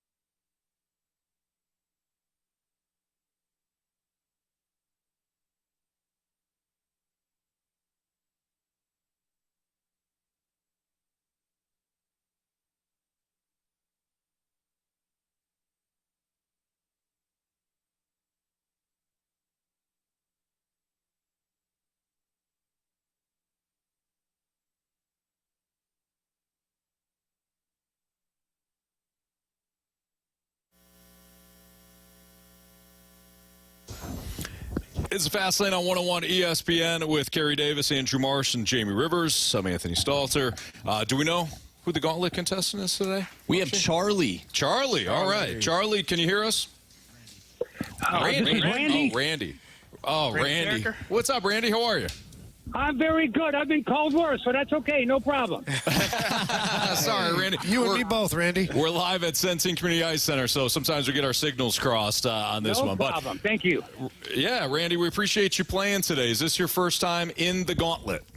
It's the first time in the latest version. I was in the original version, and Anthony, I lost on a Nick Saban question to you. So this is my first time in a new format. Okay, all right. Well, so, welcome Randy, back. is this going to be a revenge tour for you? You going after Anthony first? Actually, I think I'm going to go after Carey first. All right, Carey Davis. Good luck. All right, Carey, get the heck Carey. out of here.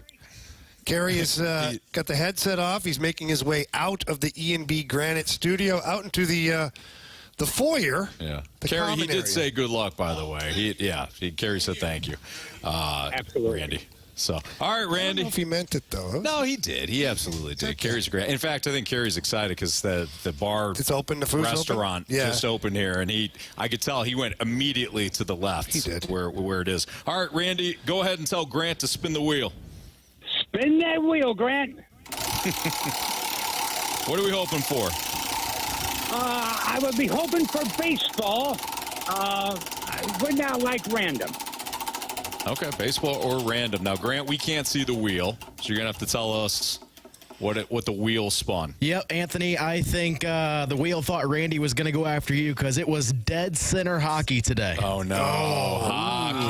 Oh, Maybe I should have Randy. picked Anthony. I've heard Anthony. No, I shouldn't be nice. I should be nice. Randy, you all right with hockey?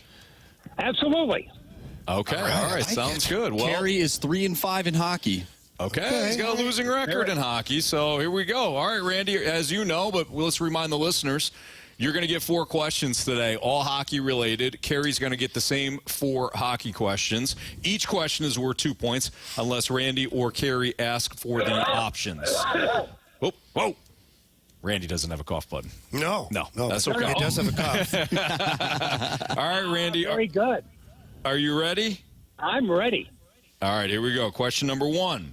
Against which team did Vladimir Tarasenko score his first career playoff goal in his second career playoff game? Against which team did Vladimir Tarasenko score his first career playoff goal in his second career playoff game? I think I'll have to take the options. Sure. Los Angeles Kings, Chicago Blackhawks, or Minnesota Wild?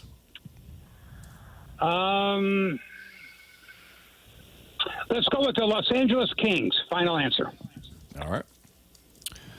All right, Randy, question 2. Vladimir Tarasenko has 2 career playoff hat tricks, both with the Blues, and both coming against the same team. Which team has he scored 2 hat tricks against in the Stanley Cup playoffs?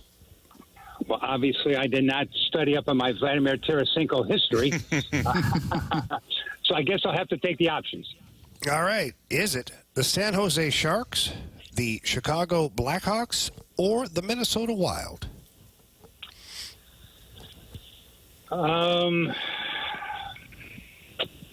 Let's say the San Jose Sharks. Final answer. Question number 3. Which player did the Blues trade to move up and draft Vladimir Tarasenko? Could you say that again, please? Yes. Which player did the Blues trade to move up and draft Vladimir Tarasenko? I guess I'll have to take the Tarasenko options. Of course. We have Brad Boyes, Lars Eller, or David Rundblad. Let's go with Lars. Final answer. All right, Randy, last question for you. When the Blues traded Tarasenko to the Rangers, they acquired Sammy Blais and which prospect defenseman? They traded Vladimir Tarasenko to the Rangers. They acquired Sammy Blais and which prospect defenseman? Well, I'm going to make it 4 for 4. Let's go with the options. All right, no problem. Your options are Luke Witkowski, Hunter Skinner or Dmitry Samorukov. Thank you, Jamie. You're welcome. I'll take the last one.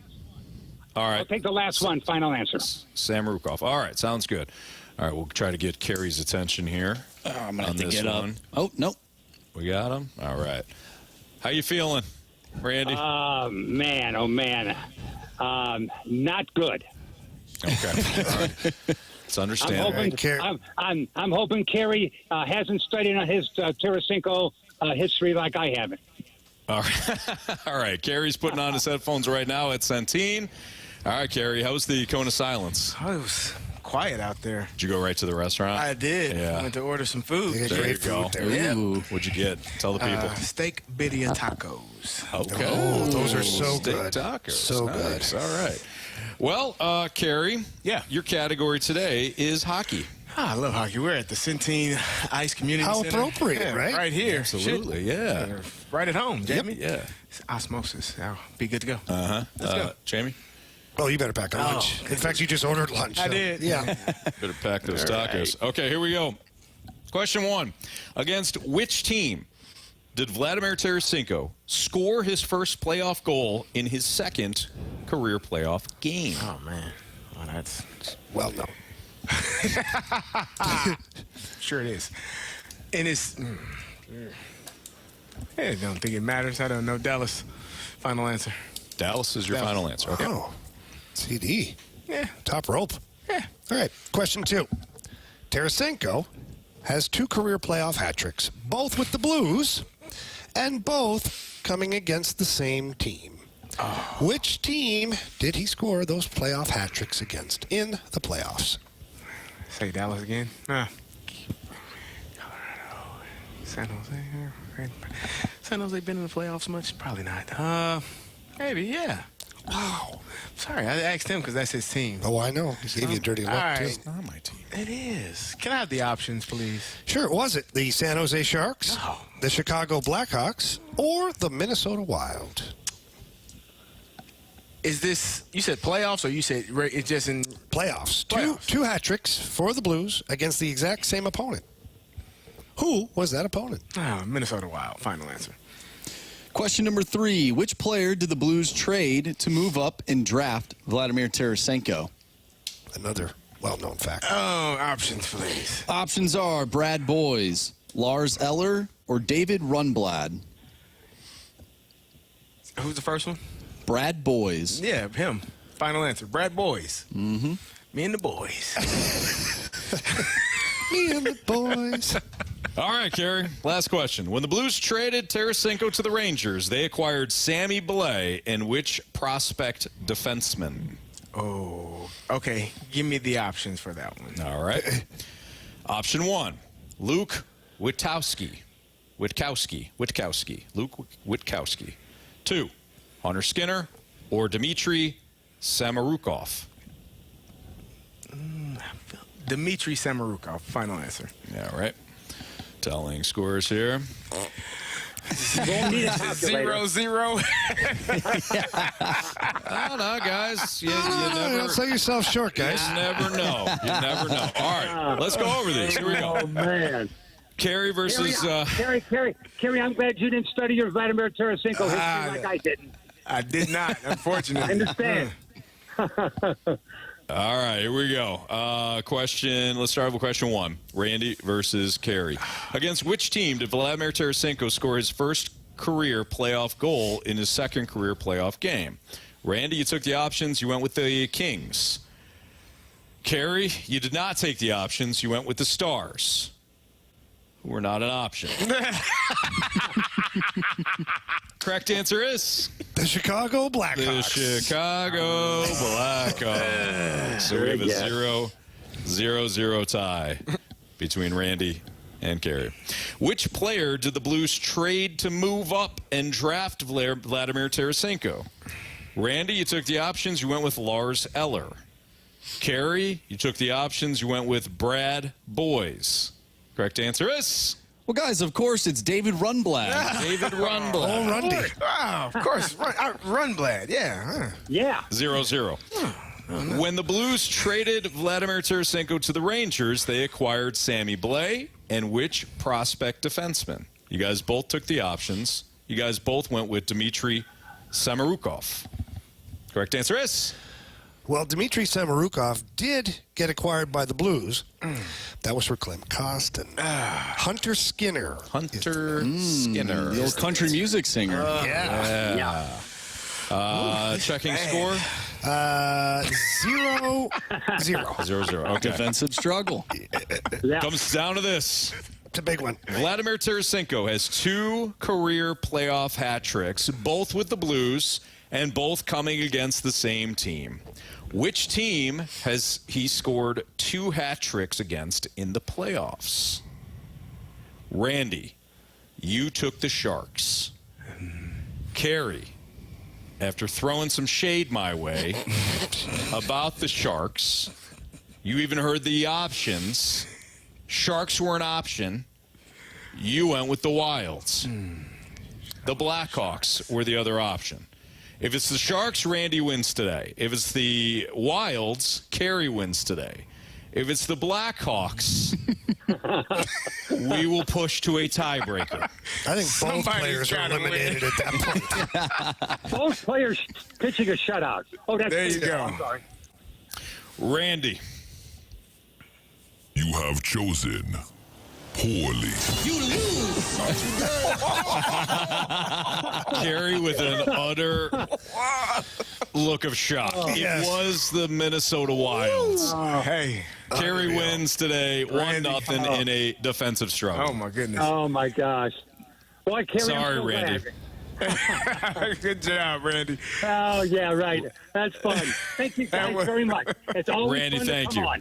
Thank you. Thanks, very much. Randy. Take care. All right. Bye-bye. Super. I like Randy's energy. he was. I like Randy Yeah, he was a lot. great. Randy's a nice guy. He is. I kind of remember him from before. Like, I remember his voice. Got a good voice. Like I said, high energy. But he got snaked. Yeah, that was. I'm going to be completely honest with you guys. I think the only one I actually knew outright was David Rumble. the Minnesota really? Wild. Really? The Minnesota Wild, because I was on one of the games, the broadcast, when he scored his hat trick, and I was like, if it's the same team, then process of elimination is that. Otherwise, man, I would have struggled. David Rundblad would not have come to my mind. I right do away. remember that. The first playoff goal against the Blackhawks. I mean, who the hell remembers that? And what was the last one? The Sammy Blais, the trade. Oh, yeah. I would have remembered that just because we made a big fuss about it last year. Yeah. Or 2 years ago. Yeah. That one there, I would have taken the options. I would have got that one. Hey, to take you guys behind the curtain a little bit, when I come up with these questions, a lot of times I will bring the questions into studio during BK and Ferrario, so I'll read the questions off to them, and they'll tell me that they're too easy. So sometimes when they say they're too easy, I write the next questions a little pissed off. So that one happened on this side. Wow. First of all, your biggest mistake is listening to them. On this. Well, yeah, that's what I meant, Anthony. No, I think he meant in general. Oh, no, definitely in general. Yeah. We love our brethren. We do. On 101 ESPN. I didn't say I didn't love them. I just not listening. That's all. Just listening to them as a... since when do you tread lightly? Hey, you know Nobody's what? safe until Anthony feels bad. You he helped. never feels bad. No. I don't. No, You're right. no one is ever safe. Listen. Just go. No, you helped me before because you helped me with a clarification. Yeah, that was different. On what I meant. That was different. About a country. That's correct. So now I'm just helping you out here. Okay. I want your help. All right, fair enough. Also, I apologize to Randy for calling him Charlie. Yeah. Hey, that's all right. Maybe that threw him off a little bit. And Grant back at the studios, we appreciate because Grant's got to come up with these questions, and Yes. it's not an easy job. So, and especially when Jamie's listening and wanting to fire him at every turn. Hey, but you know what? Grant is his game has evolved. It's been a long time since I've even had the urge to fire him. I'm going to get fired tomorrow, aren't I? No, we need you all week. We just got the general manager's vote of confidence. Yeah, you did. Oh, no, Grant's great. He's fine. Right. Oh, crap. This Fastlane on 101 ESPN Live from Centene Community Ice Center. The Cardinals. How can Mo not add at least one starter at the deadline? We'll get to that next. Just watch him.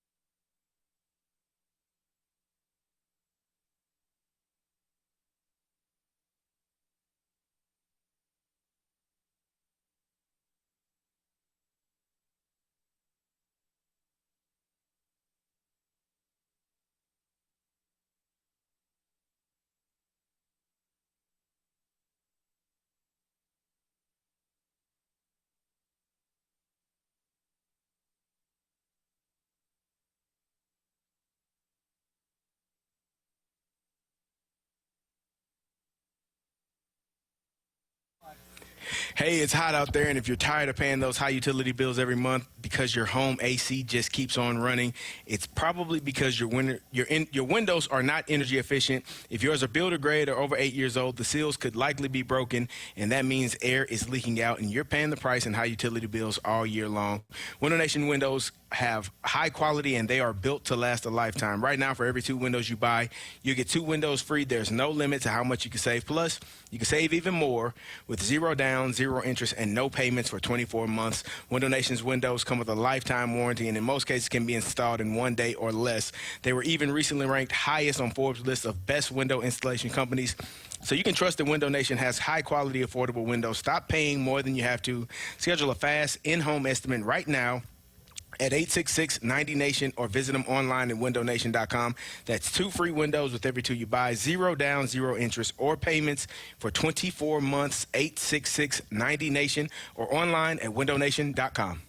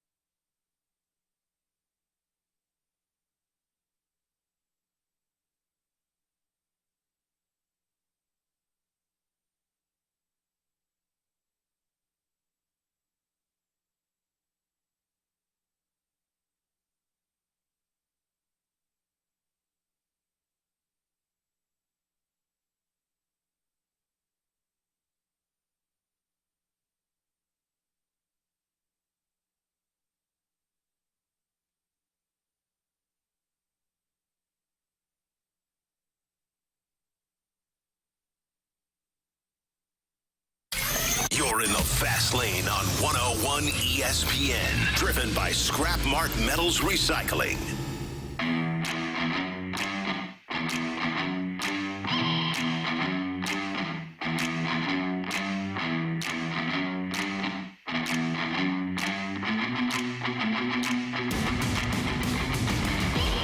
It's the Fast Lane on 101 ESPN with Jamie Rivers, Andrew Marsh, and Carey Davis. I'm Anthony Stalter. Yesterday, while watching Miles Mikolas, and Miles pitched very well, but he has had another uneven season. I mean, you go back 2 starts ago, and it's like, wow, this is wretched.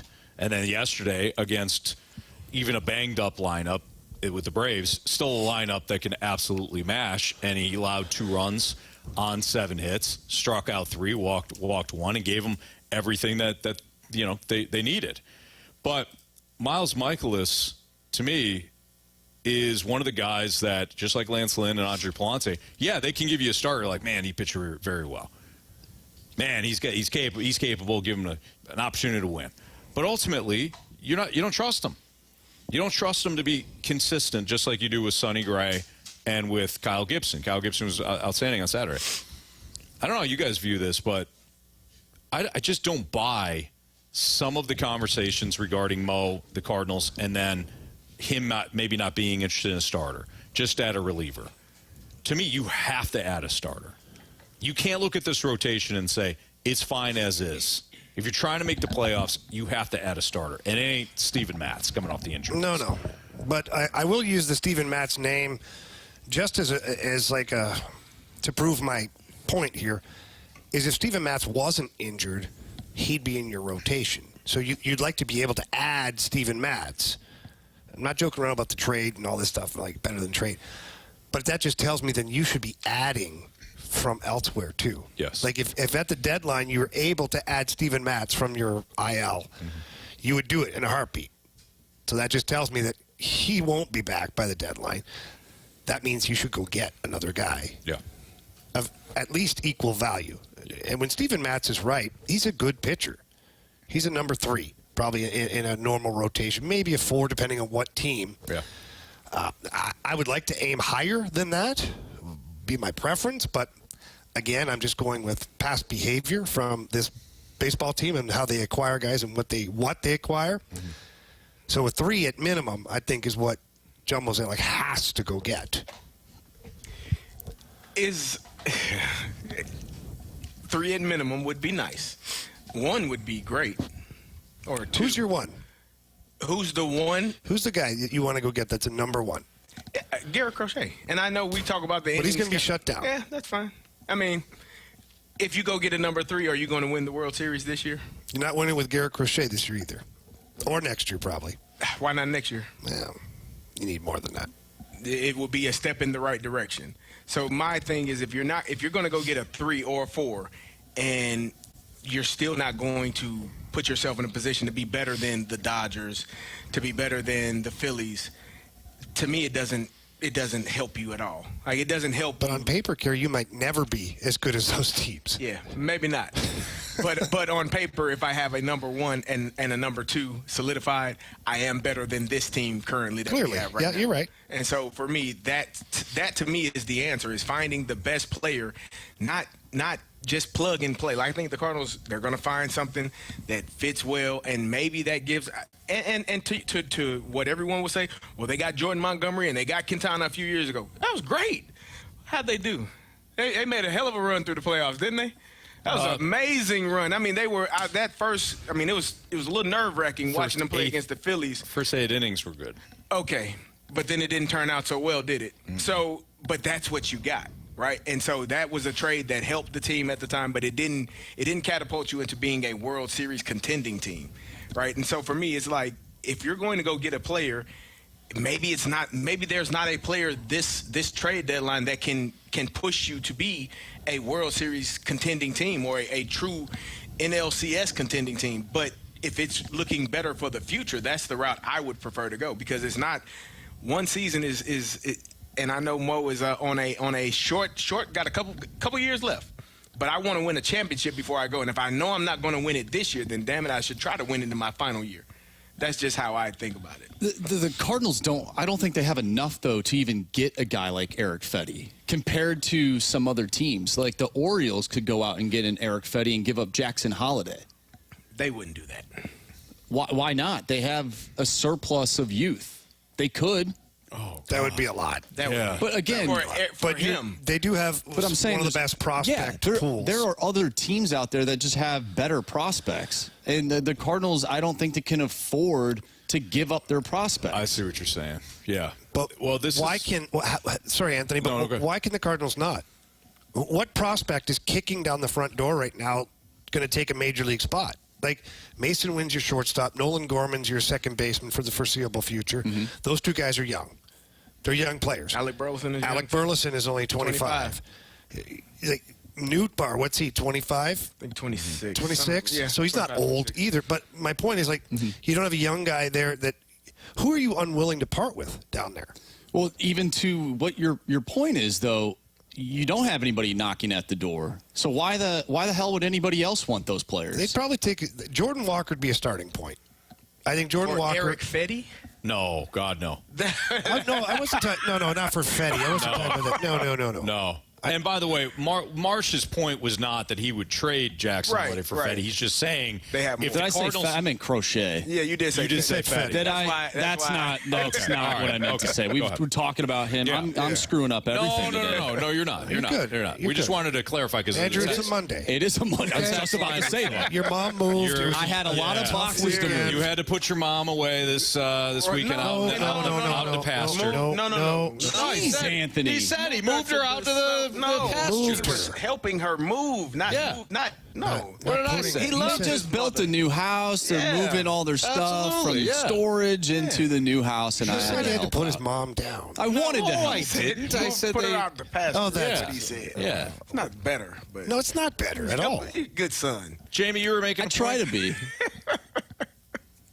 Yeah, if you're going to go get a crochet, then Crochet is going to be Jordan Walker is the first name, and then whoever else you want. Like the Cardinals, to Marshy's point, ultimately they don't have a prospect pool big enough, good enough to compete with the Orioles or some of those teams. Even the Dodgers still have better prospects in the pipeline to where the Dodgers could take out the sledgehammer and kill the housefly. The Orioles could add Garrett Crochet because they're a young team and they expect to be in this winning window for the next 3 to 5 years probably. Yeah. The Cardinals don't really have enough to go get that. That's why I've stopped talking about Garrett Crochet because that's a pipe dream to me. Yeah. When I'm talking about Evaldi or even Fedde, like those are doable trades, but what are you willing to give up? Because I think you have enough to get one of those guys. I agree with that. Yeah. Even if it hurts, you'd have enough. All right, it's Fast Lane on 101 ESPN. We've got our Sports Six-Pack coming up next. So if you got a question for us, send it in right now to the Air Comfort Service text line 314-399-9646. Again, the Sports Six-Pack is next on 101 ESPN.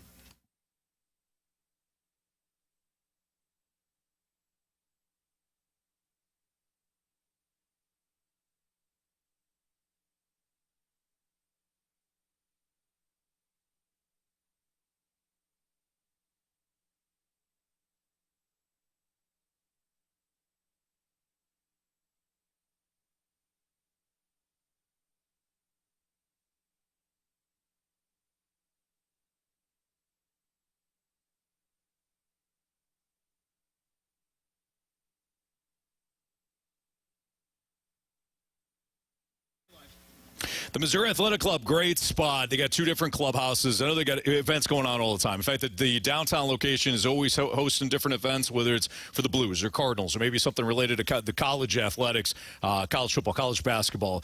MAC is perfect for events that are big and, big, swanky, and they look great. When it comes to West Clubhouse, I love going down there to get my workout in, bring the family down there. They've got the pool open up right now. Great location. They got different club events going on each and every month. They've got different things surrounding holidays that make it fun for the family and the kids as well. That's my MAC, the Missouri Athletic Club.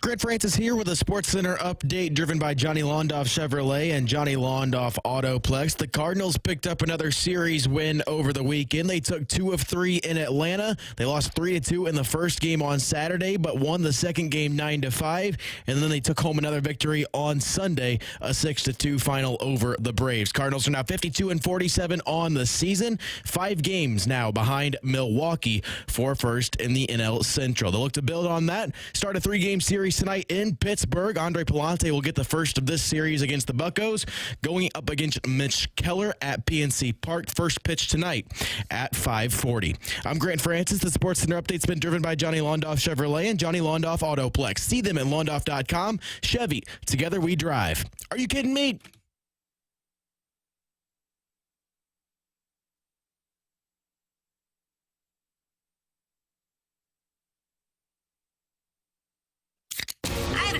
It's time for the Fast Lane to answer your sports questions. I want to ask you a bunch of questions. I want to have them answered immediately. Asking me all these weird questions. Answer the question. Answer the question. Answer me! The Sports Six-Pack is now. Time for the Sports Six-Pack, probably part 1 of 2, I'm assuming. Jamie Rivers, Carey Davis, I'm Anthony Stalter, and here is Andrew Marsh with question 1, please. Question number 1. All right, from the 573, how much of an effect do personalities have on the success of a team? For instance, the Cardinals do not have many players that are full of personality, passion, or excitement. This is a problem for not only the team, but getting fans to buy in and go to games, watch the games, etc. I think it helps if you have guys that are not all similar. Like you have guys with different personalities. I think that's usually the best teams. Some guys are bat bleep crazy, and you're okay with it. You know that. Some guys are reserved. Some guys are the party animals. Some guys are, the life of the party. And all of those guys come together and make a team. And it's like, how the hell did we do this? So I think it's good to have multiple personalities for a team, not for a person. So yeah. That's a really good clarification. Yeah. I don't think that the Cardinals are lacking guys with passion or energy. Yeah, I think that you've got a lot of guys that kind of quote unquote do it the right way, and you're gonna, Paul Goldschmidt is gonna be vocal. Nolan Arenado is kind of the guy that's intensely focused. Maybe he's got kind of tunnel vision, but I don't think he lacks for passion. I think Lars Nootbaar's a guy that brings a lot of energy, but it's a little tough to do the rah-rah thing if you've been hurt for most of the year and you're trying to just get your swing back. Donovan, I think, plays with some energy, but again, this is going to be another guy that puts his head down and gets to work. Siani's not going to have some sort of big personality. I'm sure part of it is just how do I stay at the big league level? Yeah. So I get what you're saying. No, they don't have a bunch of personalities, but boy, when you're winning, you don't care what personality they have. Yeah, and I think they've got more personality than we recognize. So, like Alec Burleson is a guy that's got a quirky personality. Big, funny guy in the clubhouse. Guys telling little funny stories about Alec Burleson. You hear him in his interviews. He's got a little bit of, witty remarks to him. So that's one style of doing it. Yeah, Contreras, and obviously he's going to be the ringleader when it comes to that fiery passion and that, whatever. You see him being a guy that yells, not at players, but just in general. Like he might just sit at his stall and yell. Like he could be that guy. Yeah. So not all teams need to be made up the way we think they need to be made up. Sure. You just have to have guys that are playing hard and playing good baseball, and they're good teammates. That's the main thing. If you got a guy in the clubhouse or in the locker room that sits beside you or across from you, and you know that they're giving it everything they've got that day, then you feel like you have to do the same. Yeah. It doesn't matter if the guy's funny or if he's abrasive, I just need to know that when we get out there, you're going to give as much as I'm giving. Absolutely. And that's all that matters. And I do think the Cardinals are having fun. We in our group chat, there was an article where they called Alec Burleson, he was a DJ, I guess, in college, and his nickname was Biscuit. And so they're celebrating like they're a DJ at the club, pumping their fist. So I think it's, Biscuit. I love it. That's when you find out the quirky things about your teammates that are off the field or off the ice, and you can kind of jab at him about it. Like I had a teammate that loved Guitar Hero. He thought he was a rock star. Like literally, he would play Guitar Hero all day and all night.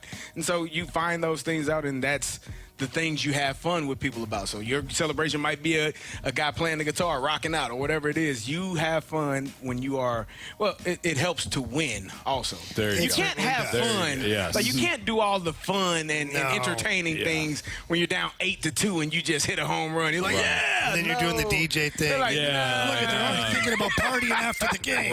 They're not into it. So winning obviously brings out more of the personality. Absolutely, yeah.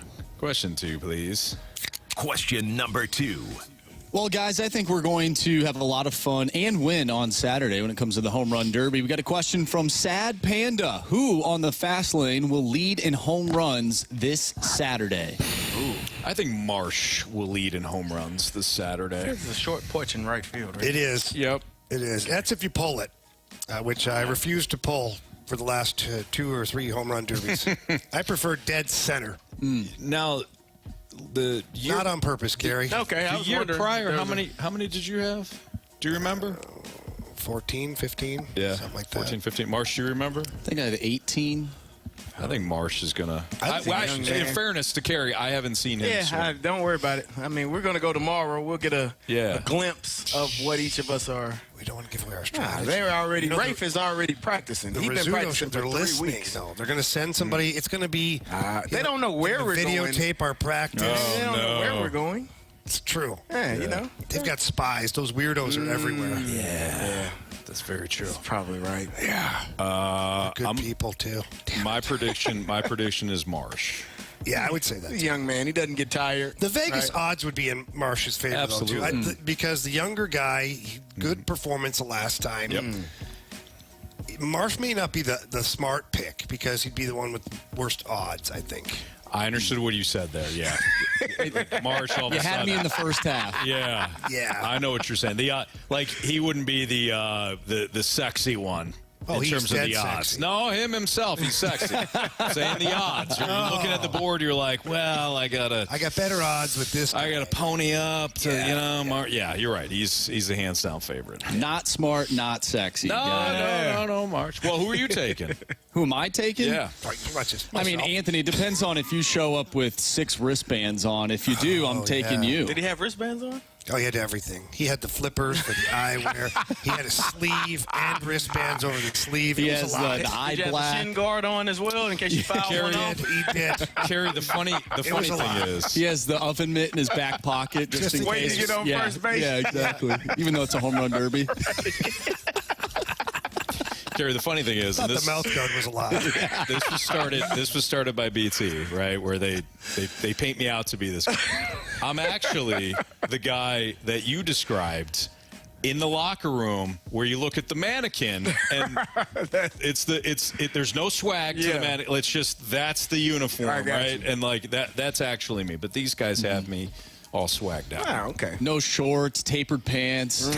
He's got the. Did he have the eye black on? He's got those stirrups. Somebody did you bring the eye black last year? Somebody did. I think you did, didn't you? Maybe I might put eye black. Hey, should we do that? Yeah, I feel like we'd look like. Yeah. Oh, yeah. Smear it. Yeah. Because I had the smear last year. Yeah. That's pretty intimidating. You did. It was all over your face. Yeah, it was. Yeah. The eye black.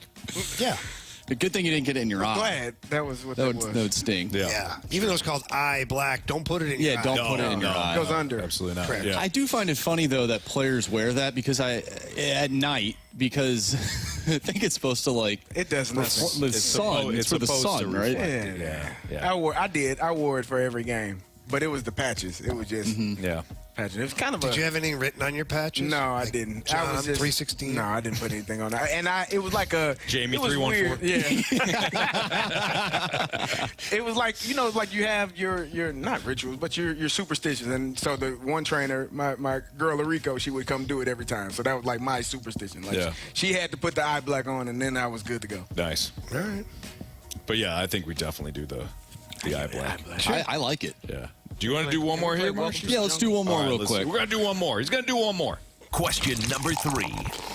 So it looks like this question is based off of the earlier segment that we had about bold predictions and the Cardinals coming in last place. We get a question from the 314. What's more likely to happen? The Cardinals finish last in the Central or St. Louis City SC makes the playoffs? What's more likely to happen? Yes.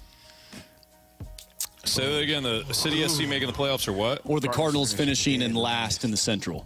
You know what? I'll say City SC making the playoffs. They've got some reinforcements that are coming in here. They're not that far out. I think they're 9 points back, but they've got 10 games left. I'll go with that. City SC. 9 points back? I think that's what it is. Don't they have half a season left, too? They got a little while. They got a lot. I think a win is 3 points. Oh, City SC. So. He's got to make the playoffs, no doubt. There you go. They're in second to last place. Yeah, but it's right deceiving. now they are. It's deceiving. It Carey. is deceiving right now. Yeah. Oh, yeah. Okay. Yep. They're also, I mean, they're closer to first place than they are last place. Do we have a? Do we have like a holiday coming up? A mad holiday? Labor Day. Labor Day. So maybe we can.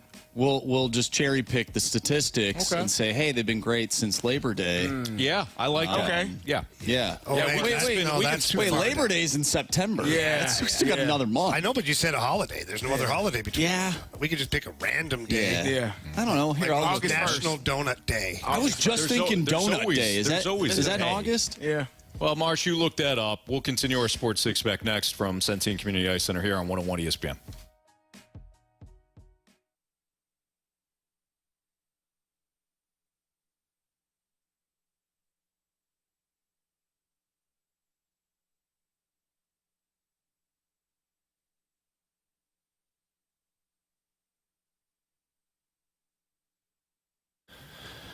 Gentlemen, are you currently taking ED meds? Well, nobody cares. I don't care. I care that you're spending too much money on those ED meds. Stop the craziness. Stop spending money on that little blue pill or that gummy thing. No.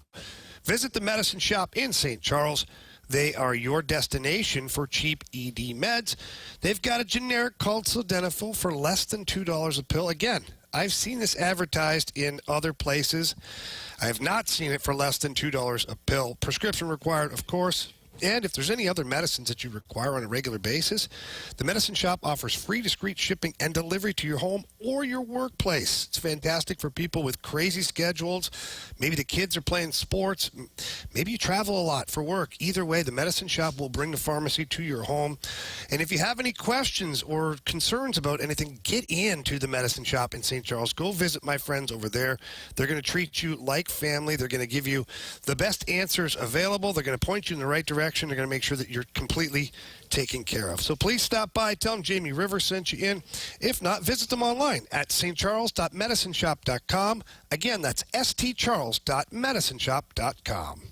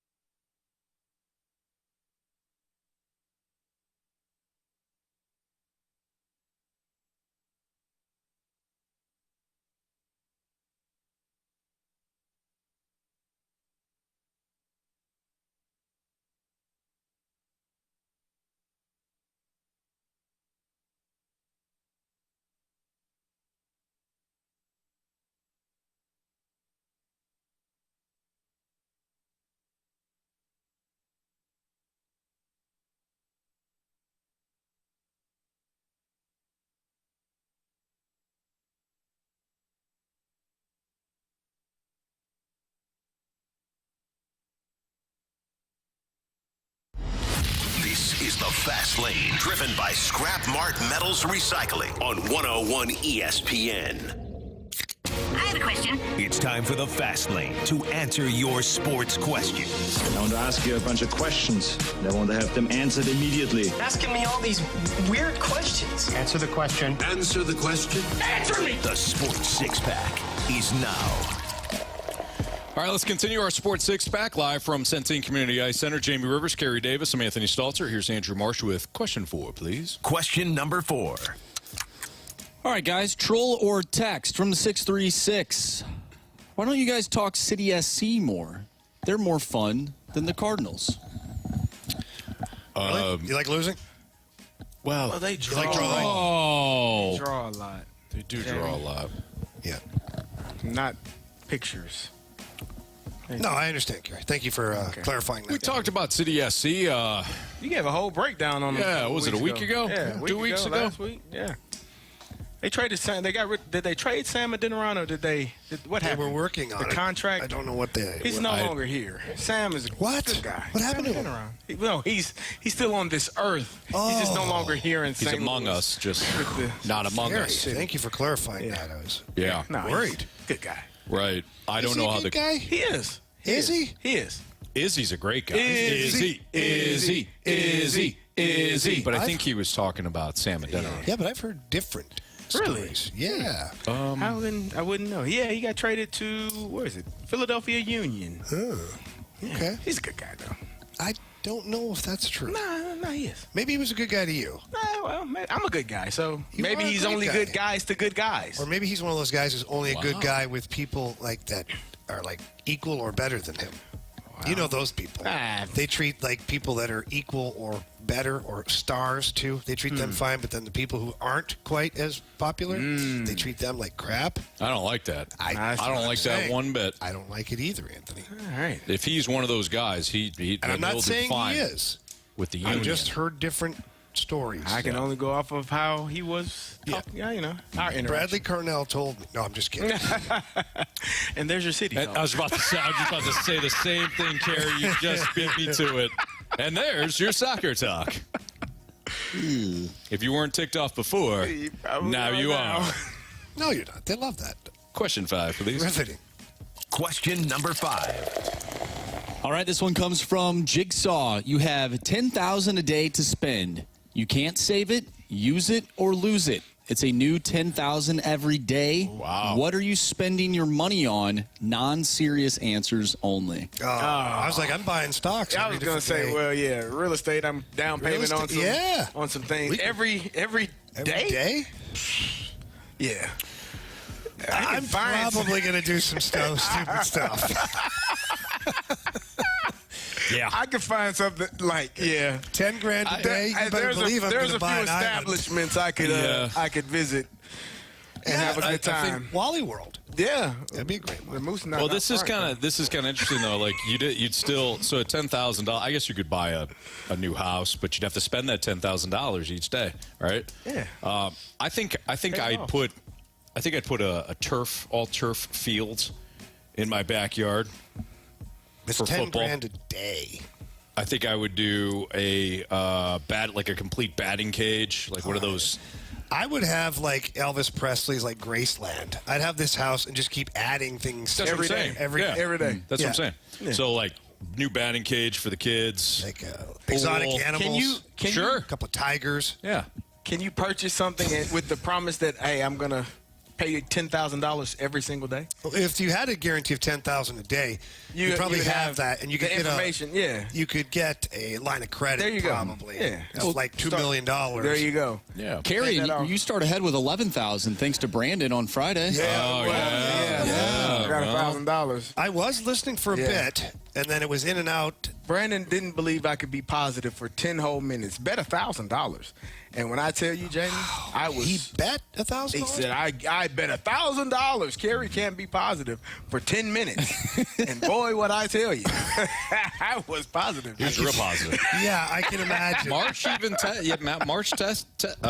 tested him a couple of times. He tried. Yeah. I didn't really test him. The listeners did. Oh, that's true. Because there's a It was the six-pack. listeners. Yeah. Now, as Carey Carey's legal representation, Jamie, I, of course, assured everybody that was a legally binding statement. It is. And, it was. If it was text on the text line, and it was, then that's all you need. The text line is gospel. Yeah. Trust me, guys. If anything else I've found out over the last few years is anything that's in text or email is admissible. I mean, you can use. There you go. I think I'd build a wiffle ball stadium. A wiffle ball. Yeah, I've always wanted to do that. It said non-serious answers only. Yeah, I'm thinking of the kids. So you know what? Like a football practice field. I got it. Baseball. What? You no longer need Jamie. The Clear It Camp is yours. Oh, yeah. Good call.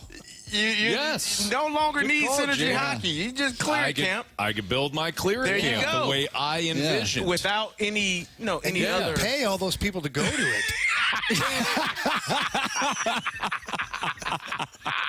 From the 816, nobody is safe. Legends never die. That's right. There you go.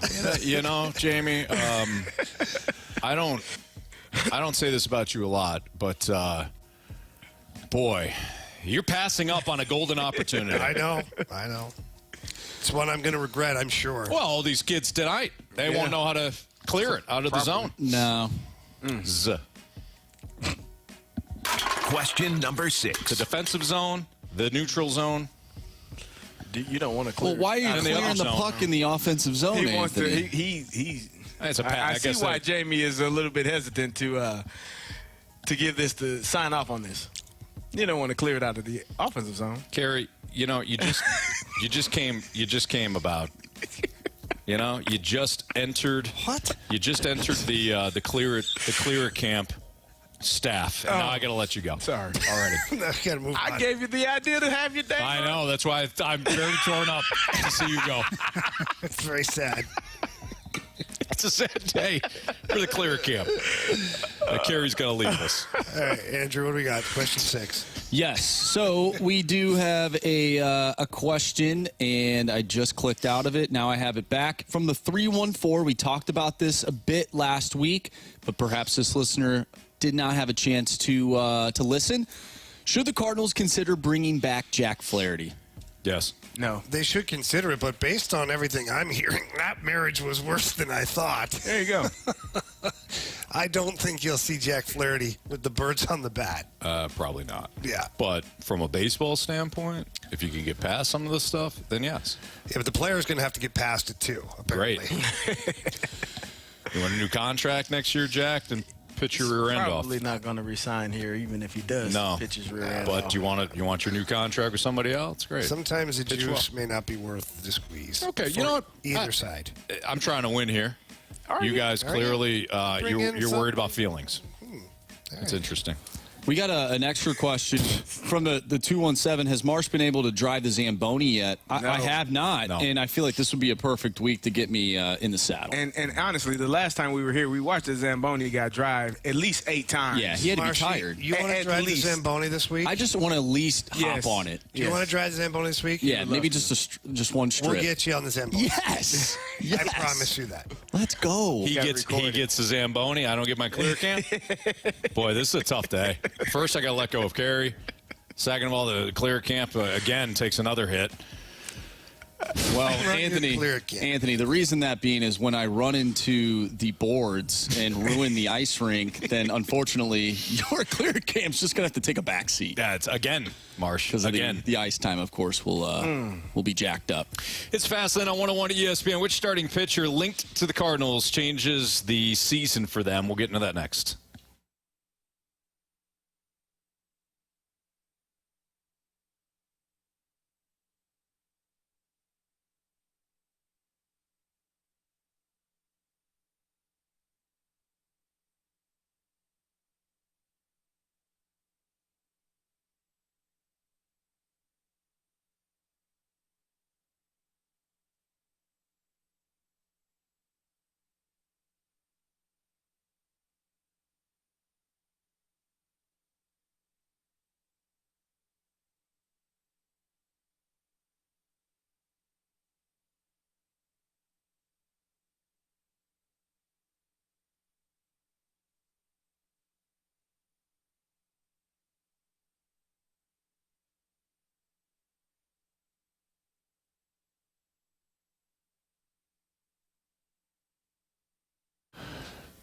Anthony, it's inevitable that at some point in men's lives, low testosterone occurs, and it can really mess with you. So much so that you can't even figure out what's going on or why it's happening, which is why mentality has been so instrumental in so many people's lives, but specifically ours, since we finally went in there, got a blood panel, and after that, their specific program for us has been fantastic. Well, you brought me down to mentality. You say, hey, tell them how you're feeling, same how you were feeling. And if you're impacted too, you're listening to us right now, and you're low on energy, you're low on maybe just even motivation, you're irritable all the time, you don't know why, you're ticked off, you're not performing well at work, whatever, then talk to Mentality. 2 locations, Chesterfield and South County. Go in, talk to them just like Jamie and I did. They'll put you on a program, and it won't take long, Jamie. You start feeling great. Yeah, you do. And it's covered by most insurance companies as well, so quit worrying about that. Get in there, talk to all of our friends at Mentality, and maybe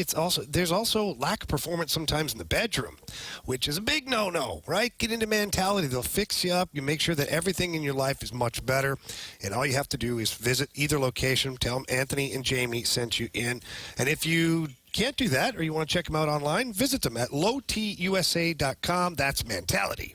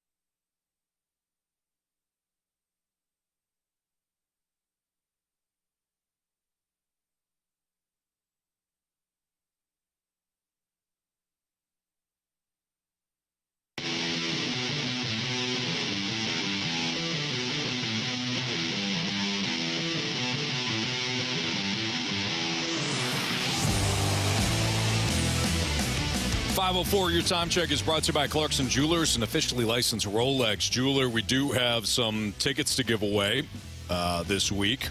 In fact, we're going to do one each and every week. Each and every day this week, I should say. So we'll have some tickets to give away at the end of the segment. We got some Bud Bash tickets, in fact, for the Cardinals' upcoming series against the Rangers. But, guys, we've been talking about certain pitchers throughout the course of the show today that could be available at the deadline and that the Cardinals have actually been linked to. Erick Fedde is one of them. Nathan Eovaldi's another. And Zach Eflin is the third. We could sit here and talk about Garrett Crochet and whether or not the Cardinals should be interested in him and going after number one and all that stuff. But let's put that aside, and let's talk about the 3 guys that the Cardinals have been linked to. Eflin, Fedde, Eovaldi. If you guys are choosing one of them for the Cardinals to pursue, who would it be? For me, it's Eovaldi. I just think that he's got the pedigree. He's played in some big games. I don't know. I feel comfortable with him being in the rotation, especially the top end of the rotation. I think he'd slot right in there behind Sonny Gray. And in a playoff game, you might even be a coin toss between whether it's Sonny Gray or Eovaldi that gets out there on the bump.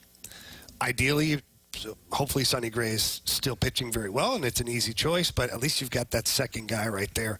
And that changes everything for me. Yeah. Because then if Kyle Gibson goes from what I would consider to be the number 2 spot to the number 3, Miles Michaelis is 4th. Lance Lynn goes 5. Andre Palante probably goes to the bullpen. He's your, mid-reliever or whatever you need from him at any point, or if somebody gets lit up early in a game or something like that. So he's my first choice.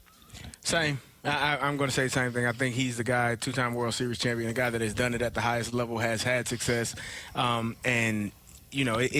It just feels more comfortable for me. Like Jamie said, he could be a guy that could be a number 1 or a number 2. He can fit right in there, and I think your starting rotation gets better with a guy like that there. I mean, at 3 for 3, I'd love to go a different route here just for the sake of the conversation, but Nathan Eovaldi hasn't had an ERA over 4 since 2019. He's got a 3.36 ERA now, 3.63 ERA the previous year, 3.87, 3.75, 3.72. Those were his ERA. If you're somebody that wants more advanced metrics, all of the FIP numbers line up perfectly with ERA. 3.90 this year compared to 3.36. So even if you say, well, yeah, you know what, his ERA may climb a little bit, we're still talking about a pitcher that's been very effective. Still under 4. Absolutely. He's not somebody that is going to rack up a bunch of strikeouts, but he's also going to keep the walks down. He's going to keep the ball in the park. This year he's had a little bit more struggles with home runs than he did a year ago. But you guys mentioned his postseason pedigree, too. Is somebody that can take the ball in postseason and be effective. He's not going to be overcome by the situation. He's not going to be, the moment's not going to be too big for him. So I would go Nathan Eovaldi too. Erick Fedde is having a great year.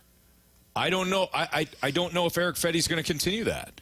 He was in the KBO last year. He resurrected his career, got a deal out of it. The previous years, though, this is somebody that before this year, we're talking about somebody with a career ERA of over 5. So I just, what Erick Fedde do you want to believe in? Right. The previous 5-6 years, or the one from the KBO last year and pitching at the White Sox this year? Because I think you're probably going to have to overspend for Erick Fedde. There's going to be multiple teams interested in him because maybe those teams take a risk. They roll the dice and say he's only 31. He's under contract for next year. Perhaps this is somebody that can also slot into our rotation next year. There's value in that, so you're gonna have to overpay prospect wise. Where are the Rangers at currently here? I'm trying to pull up the standings here. Yeah, they're well behind the Mariners in the AL West, or the Astros now, because Astros and Mariners tied. They're only 5 games back. 5 games back, and then the wild card race, they've got to be. So they are 5 games under 500. Yeah, they're 7.5. 7.5 back in the wild card. Yeah. At some point, you have to kind of declare what you are. We need them to take a little bit more of a nosedive, I think, for them to be open to really making a move, because I think that they still believe with the current roster that they have that it's not impossible to get into the playoffs. Right. Especially they're only, 5 games back in their division. Mm-hmm. That's not a lot. Right.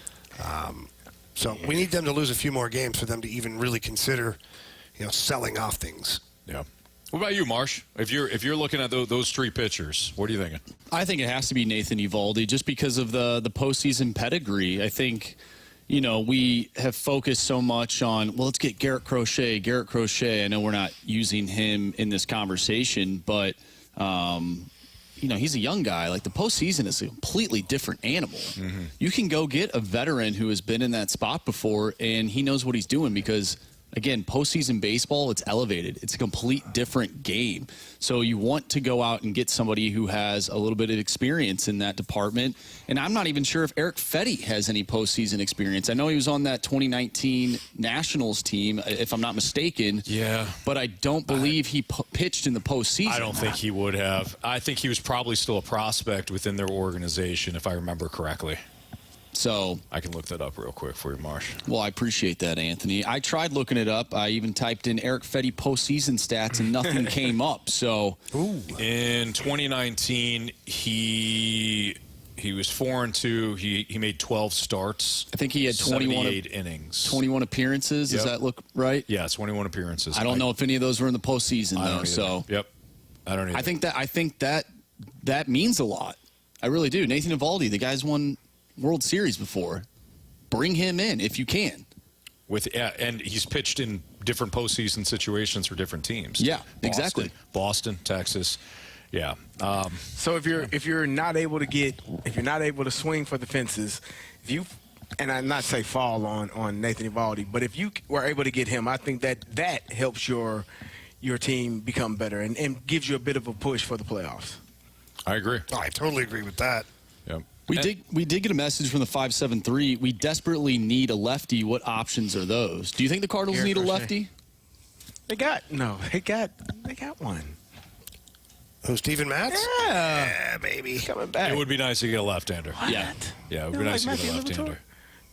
I do like Matthew Liberatore. Shame on you. In the pen. Wow. Yeah. Think you know a guy. True. You know? No, stop. Both of you. Hey, we have your chance right now to win a 4-pack of tickets to next Tuesday night's Bud Bash game for Cardinals versus Rangers. Next week's Bud Bash game features a limited edition Steve Klein bobblehead, and you can text in at 314-399-9646 to win Budweiser Bash tickets for Cardinals versus Rangers on July 30th at Busch Stadium. You can get all the details on this season's series of Bud Bash tickets for the Cardinals games now at cardinals.com/promotions. Steve Klein signed a free agent deal with which team after he spent 01 to 04 with the Cardinals? He signed a free agent deal with which team to play 1 year in 05? Which team is that? If you have the correct answer, send it in. 314-399-9646 is the Air Comfort Service text line. It's the Fast Lane on 101 ESPN. Are we seeing the baton being passed to the Cardinals youth? We'll explain that question and have that conversation next.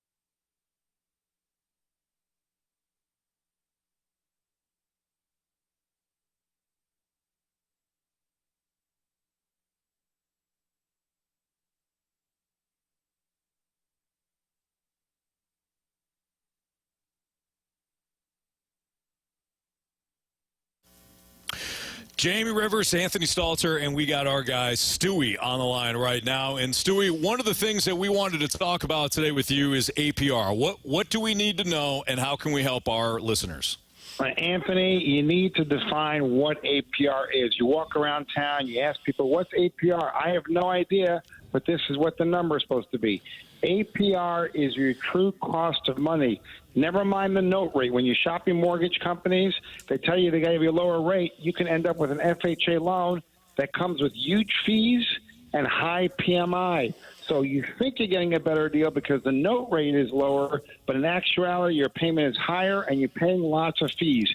So if you want to properly compare APRs between different lenders. That's going to tell you your true cost of money at the end of the day, and that's where the better deal is going to be. And that's exactly why you call our guy Stewie, is because he's got the answers for you. And if he doesn't have the answer, he's going to find that answer, and he's going to make sure that he helps you, whether it's debt consolidation, refinancing, purchasing a home, all of that stuff. Stewie needs to be your first call. And it's easy, too, because he hands out his personal cell phone number. That number is 314-324-4440. Again, 314-324-4440. If you can't remember that number, Anthony, what can you do? You can always Google the bag alone. Thanks, Stewie. Have a good night, guys.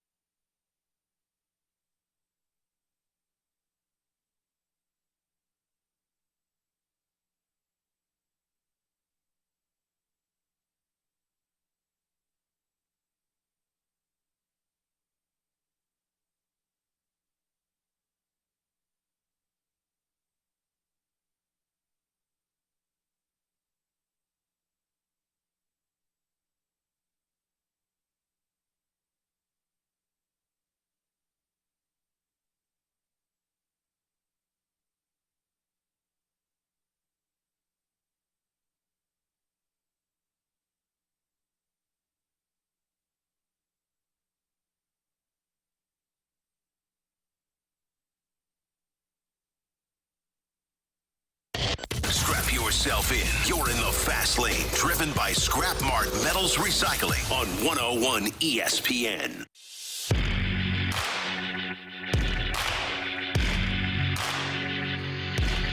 It's the Fast Lane on 101 ESPN. Jamie Rivers, Carey Davis, Andrew Marsh. I'm Anthony Stalter. It's the Fast Lane on 101 ESPN. We're live at Centene Community Ice Center for the Blues Youth Camp that Jamie is a part of each and every year. Looking forward to that in a little bit here. Yeah. See some good youths. The youths. Kids are having a great time. Lots of energy out there today. It's always fun. The anticipation of what lies ahead for the week is great. The kids, they enjoy it. Speaking of the Utes, gentlemen, are we seeing in real time the baton being passed from former MVP Paul Goldschmidt, big-time trade acquisition Nolan Arenado, to now Alec Burleson, Mason Wynn, Brendan Donovan, etc.? Do you see these guys taking over the reins?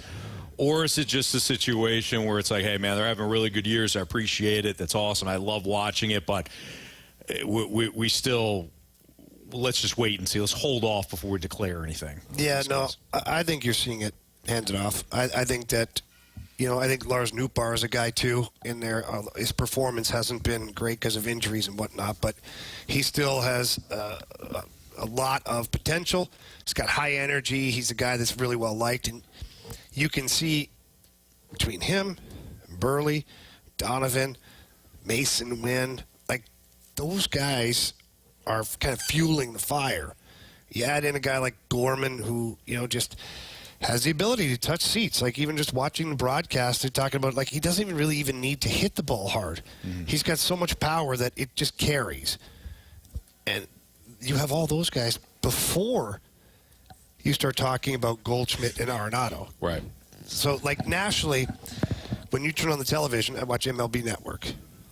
First thing they talk about with the Cardinals, Alec Burleson right now. Talk about all this Mason Wynn. They go down a list of 4 or 5 guys before they get to talking about Goldie and Arenado not living up to expectations this season. Yeah.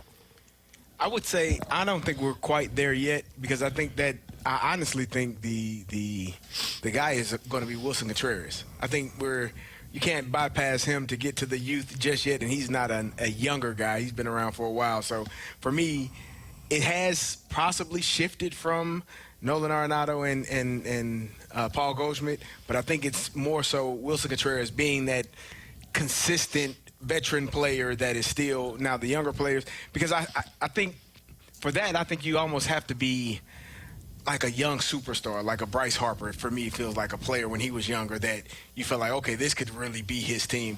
I don't know that they are there in terms of being – those young superstars are just there just yet. I think Mason Wynn could possibly be a superstar. Alec Burleson, I think, is still, the jury is still out on. He's having a fantastic season. But what do they always say? Same thing you say about Jake Nevers. Can he do it again? Like, you did it one year. Can you continue to do it? And then that's when you become the superstar player. So I think Wilson Contreras is more of that veteran leadership still.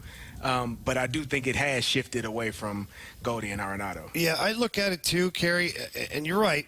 Contreras has been a big factor for this team, but when he got injured, this team went on to win. Yeah. And I'm not suggesting that he's not important. I'm not suggesting that, they won, it was good that he was out. No, I'm not saying any of that, but I'm just saying that the young guys carried the mail while Contreras was out and while Goldie and Arenado were not playing well. Do you feel like they can carry it during the playoffs? Because I think that's... I don't know. They've never played. Right, but so I think that would be... But we've seen Wilson Contreras be a part of a championship roster, correct? So we know he is capable of doing it. But the unknown also is it's a weird thing, too, because what if Alec Burleson...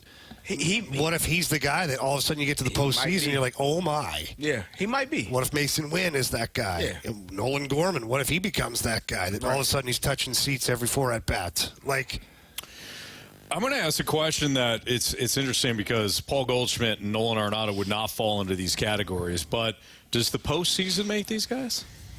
Make who? Make you that guy? Yeah. Yes. Well, if that's the case, then Arenado and Goldie are not the guy. They never were. Right. Yes. That's why I prefaced it by saying that. They put up big numbers for teams that didn't go to the postseason. MVPs, all this stuff. The playoffs are what make you become a legend. And we say legends never die. That's what. But then, are you willing to say? Become that. Are you willing to say that David Freese was a better player than Nolan Arenado? No. Well, but his performed. playoff. That moment will live on forever. Of course it will. Nolan Arenado does not have a moment close to that, and he's a much better player because the stakes were much higher. That moment is one of the top 3 greatest moments in Cardinal history. It's one of the best in baseball, quite honestly, when you go back and look at some of the moments. So, I mean, I don't even know. But then that kind of spits in the face of the theory that, you know what I'm saying? Like Anthony said, are they not the guy because they can't perform in the postseason? But then we're talking about, no, they're much better players, but David Freese had a better moment. They had better careers. Yeah, I mean, even look at that team. Albert, Albert got you there. But when it comes to the postseason, I don't know if you have to be a star.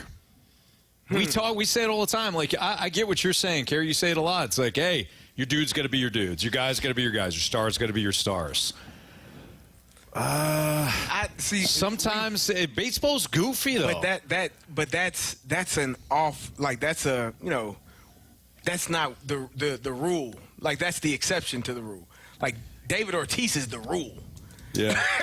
Like that's the guy. That's the superstar that you want to walk. Might have to walk him with the bases loaded, so you don't hit one out of the park. But I'll raise. I'll see your David Ortiz, and I'll raise you a Cody Ross. You know, like I'm just in basketball. I think your stars have to be your stars.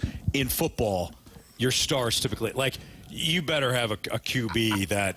I think you can have a moment in baseball. Like anyone can have a moment, but more than likely those stars got you to that moment.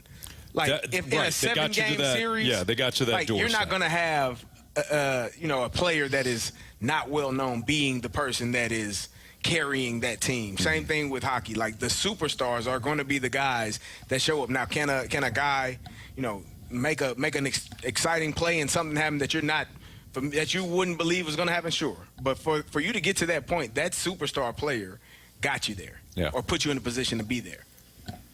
It's interesting. I don't know. It is. In baseball, it's just kind of an odd postseason a lot of times. It's like the postseason, it's almost like the environment makes certain guys. Well, think about 2006, Scott Spiezio. Sure. Like, didn't Pete Kozma have a moment? He did against Washington. Against Washington. And against Atlanta when he caught that infield fly. There you go. Yeah. That quote-unquote infield fly. Right. From the outfield. Yeah. I don't know. It's interesting to think about because we often talk about, like, your stars are going to be your stars. I'm just relating it to this year. Goldschmidt and Arenado have not had years that we expected, and that, if we were to say, hey, by July 22nd, Goldschmidt's hitting 7th for you, where do you think the Cardinals are? Dead last. Yes. Oh yeah. And yet, they're in good. They're still in okay shape because of Burleson, because of Donovan, because of Mason Wynn. So it's just interesting to kind of take a step back and look at it. Is production just production in baseball? I think over the course of Carey, you don't like it. I get it. But over the course of the 162 games, production. Yes, I think that's important. But again, Reggie Jackson is Mr. October. He ain't Mr. June. Yeah. Right? Like, in fairness to Reggie Jackson, he was pretty damn good in June, July, August. That's Carey's point. But he's Mr. October. Yeah. Right? Because of what he did in October. Like, those are the moments that when you are a Hall of Fame player that people remember the most. Nobody's going to remember Nolan Arenado making a hell of a play in San Diego in June of 2021, right? You're going to remember if he did something in October of 2024. You're like, remember when? Those are the moments that are lasting in our memory. So I think for it to be your team, you got to be that guy all season long. But once playoffs come, you step it up a notch because the playoffs force you to step your game up a notch. Yeah, and who's to say that some of these young guys aren't one of those two dudes in waiting? That's kind of my point. Yeah. You just don't know. And that's why I asked. That's why I asked the postseason. Does the postseason make some of these guys? I think it definitely can. It can definitely jumpstart your career. You got to get there. Like Matthew Tkachuk. Matthew Tkachuk was a star in the NHL with Calgary, but when he stepped up his game in the playoffs and really was on a really sound team, that is when he made that jump, and everyone's like, whoa, Matthew Tkachuk. Yeah. And the people that watch hockey are like, no, I've been watching this for a little bit now, but now he's elevated his game at the most important time, and now everybody knows who he is. Yeah. All right, it's Fastlane on 101 ESPN. We're live at Sensing Community Ice Center. We're going to beat the streak and biggest question of the day next.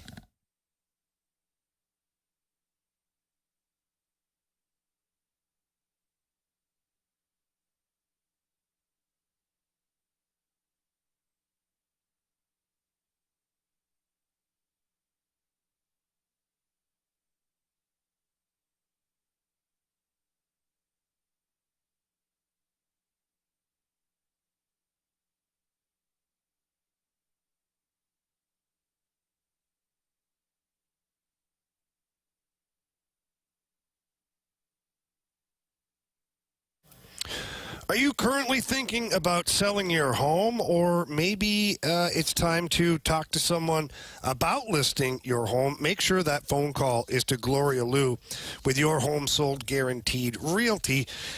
Gloria has the buyers for you. Gloria is able to guarantee the sale of your home in writing because Gloria already has the buyers. She has thousands of ready buyers, and Gloria has been in the business over 20 years of buyers in her exclusive database, and those buyers are looking to purchase your home.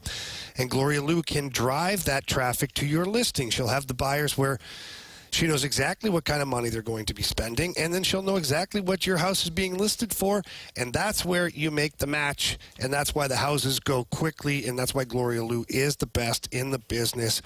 And Gloria Liu will walk you through the process, make it nice and easy, and get you to the closing table. So many times these deals don't get to the closing table, not with Gloria Liu. She's going to make sure that she's there with you the entire time, and you're going to love working with her. She is great, and she's going to sell your home for exactly what you want. And all you have to do is pick up the phone and call Gloria Liu. And her number is 314-325-6888. Again, that's 314-325-6888. Or you can always visit GloriaHasTheBuyers.com.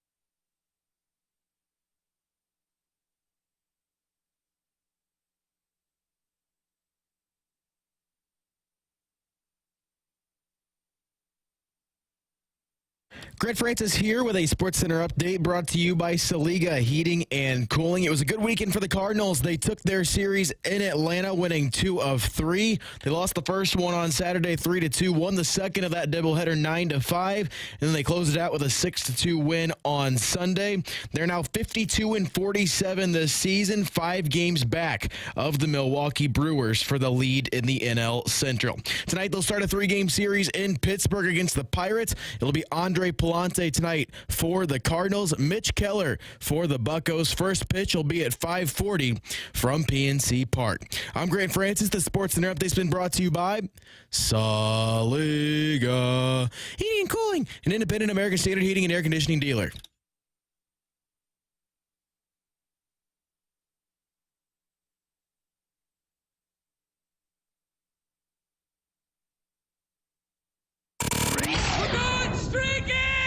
To hit baseballs. All of my successes depend on me. You're ready to hit. The hits just keep on coming. And his first big league hit is a bullet up the middle. Time to play Beat the Streak here in the Fast Lane on 101 ESPN. We got Brian on the line. What's up, Brian? Not much. How's it going, you guys? Doing pretty well out here from Centene. We appreciate you playing again. And Marsh, why don't you update our standings before we go any further? Yeah, so Brian is in the lead with Jamie, a streak of 3. Carey, nice. You're in, you're tied. Well, I guess you're not tied. You are in third place. How does that work? When there's 2 people tied, is it second or is it third? They're tied for first. I would be second. Okay, so that is where you sit. Sure. I think Anthony, you're in third. You would. Technically. All right. Which makes me 4th. No, Anthony, you're 5th, actually. Oh, I am 4th. 5th. Wow. So Brian will start us off. I'm going to stick with the Mason Missile, and hopefully he can carry us through the next tomorrow's game. All right. Sounds good. We're still waiting for the cycle, too. Now you got to Yeah. 2 triples over on Saturday. Mm-hmm. He said he was going to hit a cycle. Oh, okay. He'd be the next. Yeah. He's going to hit the cycle? Yeah. So last Friday, yeah. Can't do that anymore. I think he'll be the next Cardinal to hit for a cycle. Yep. Mm-hmm. That's what we said. Yeah. 5 homers, 5 triples, and 18 doubles. He's got the extra base potential, so. I agree. That's good stuff. Yeah. Perfect. All right, am I up? Yeah. Yep.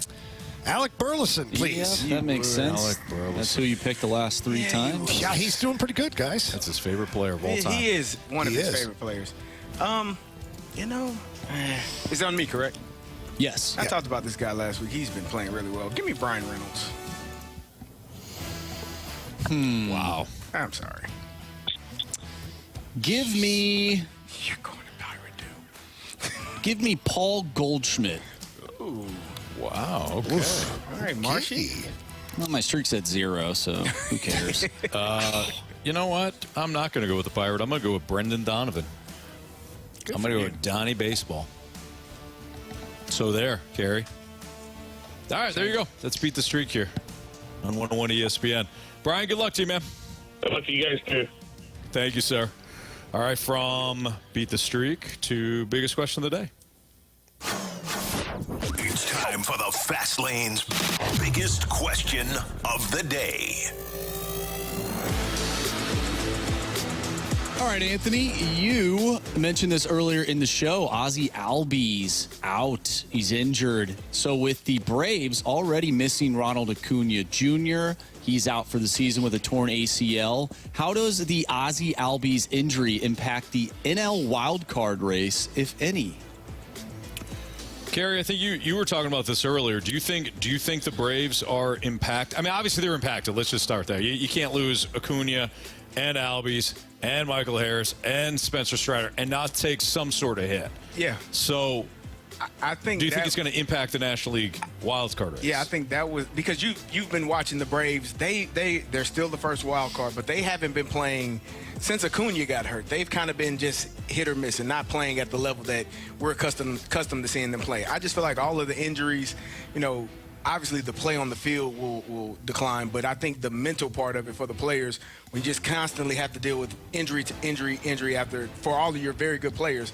think it takes a toll on you. I think the Atlanta Braves are eventually going to, slide out of that wild card spot and, maybe finish 4th or 5th in the National League because it's just too hard to overcome all of those injuries. Okay, so Carey's got them sliding out of the National League wildcard race and not being a playoff team. What about you, Jamie? Yeah, no, I'm going to push back on that just because I think if anything else the Braves have shown us in the last handful of years is they're willing to go make deals. Mm-hmm. At this deadline, they'll be willing to go find somebody that in the interim can step in for Ozzie Albies. Like when they redid their entire outfield the 1 year, on the fly. Jock Peterson, Eddie Rosario, Jorge Soler. If they do that, then I think they'll be okay. But if they are unable to find a trade partner, somebody to dance with, I think the team that they have right now, I think it'll be too hard. Yeah, I just think they will. I think they'll find a way to make it happen.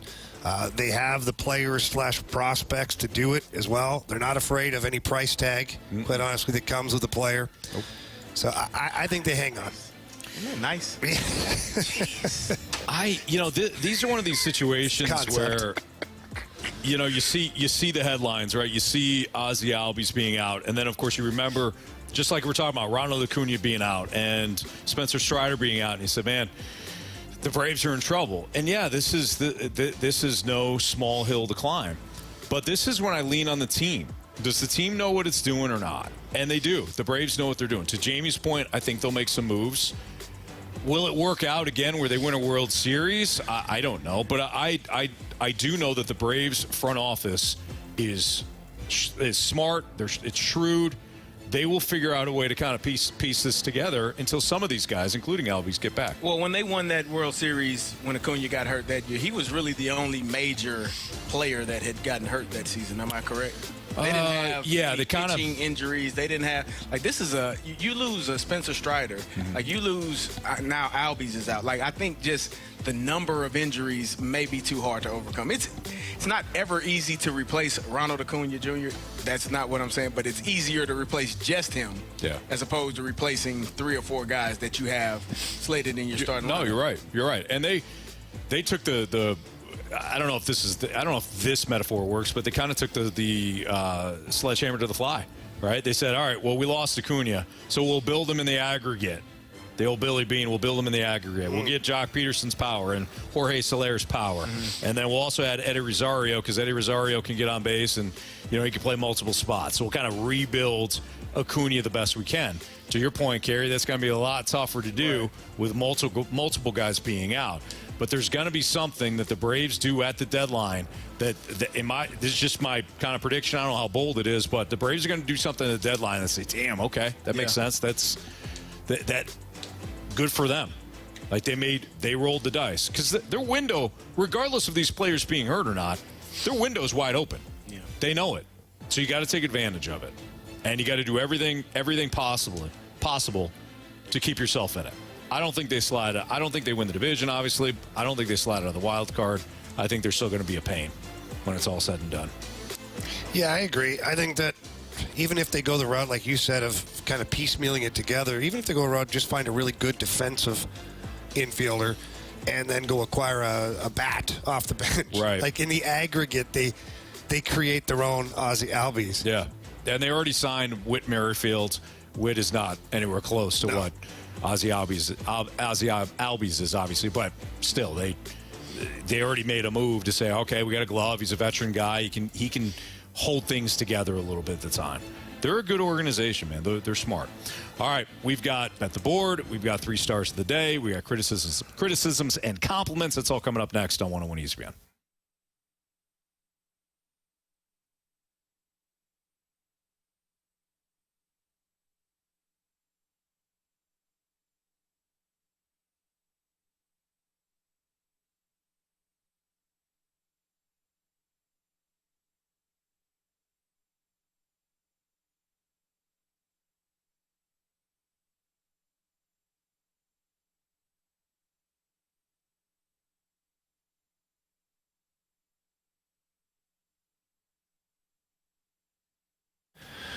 If you're looking to purchase a brand new vehicle or a pre-owned vehicle, please stop by my friends over at Londoff Chevrolet.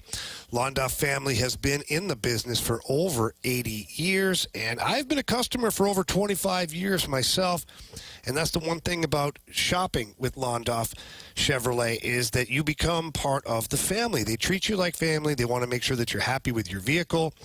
They want to make sure that you take care of that vehicle. And, you know, situation popped up just a couple weeks ago where my girlfriend, Ashley, had to have some work done to her vehicle, which we purchased at Londoff Chevrolet. And they took excellent care of her and the vehicle. Cody Patrick, who runs the service department, did a fantastic job of getting it all fixed up, and they cleaned it up, and she showed up, and it was fantastic, and the ride home was great. So not only are you able to purchase those vehicles at Londoff Chevrolet, you're also able to take care of those vehicles. In fact, they encourage you to keep up with regular maintenance. You purchase your vehicle, and the moment you get the keys, they say, hey, let's schedule your first oil change. We want to make sure you keep this vehicle going the right way.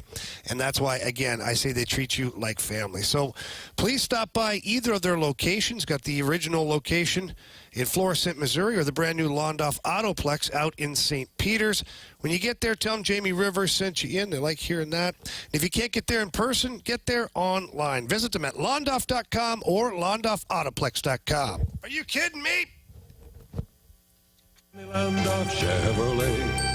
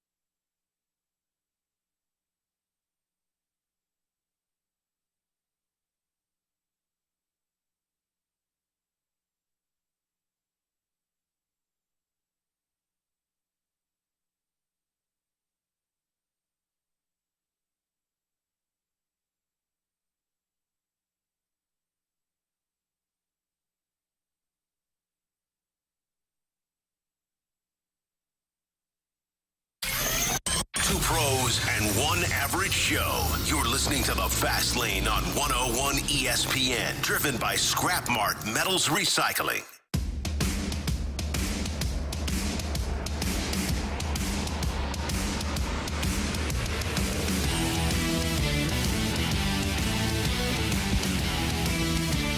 If you missed anything from today's show, you can always download the podcast at 101ESPN.com. It's all brought to you by Dobbs Tire and Auto Centers. Attaboy, Grant. Thank you to Grant Francis for being back in the studios today, helping us out from the 101 ESPN studios. Allow Marshy to get down here and partake in the festivities at Centene Community Ice Center, where Jamie's going to be doing some youth blues hockey here. So it's going to be a fun week, going to be a fun night, and we're going to be here all week.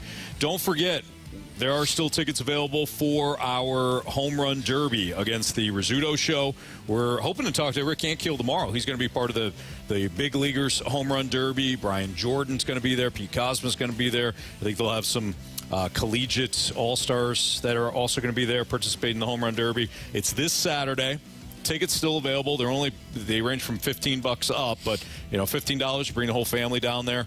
It's a softball home run derby for us. It's going to be in O'Fallon, the O'Fallon Hoots Car Shield Fields in, like I said, O'Fallon Mo. Great night. Home run derby's all brought to you by Swiss Air Heating and Cooling, Faster House, and Zwickle Light. You can find all the details at 101ESPN.com. And we might get some swings in tomorrow. Yes. Yeah. That's the plan. We gotta limber up a little bit, guys. Yeah. Have you guys swung since last year? I played golf over the weekend. Nope, not the same. Well, it's kind of, I got to. Yeah, no. I had to test out my elbow, too. Carey, going to stop you right there. Biofreeze on before I was good to go. Yeah, that was actually kind of a concerning sight when we saw you before the show putting on all the biofreeze. Oh, yeah, I do that. Well, Anthony, my elbow, it kind of locks on me. So I got to keep my joints going. Otherwise, it won't be great. It'll be bad here. For me, not you. Jamie knows. He has ailments. Oh, yeah. See? Lots of them. He gets it. All right.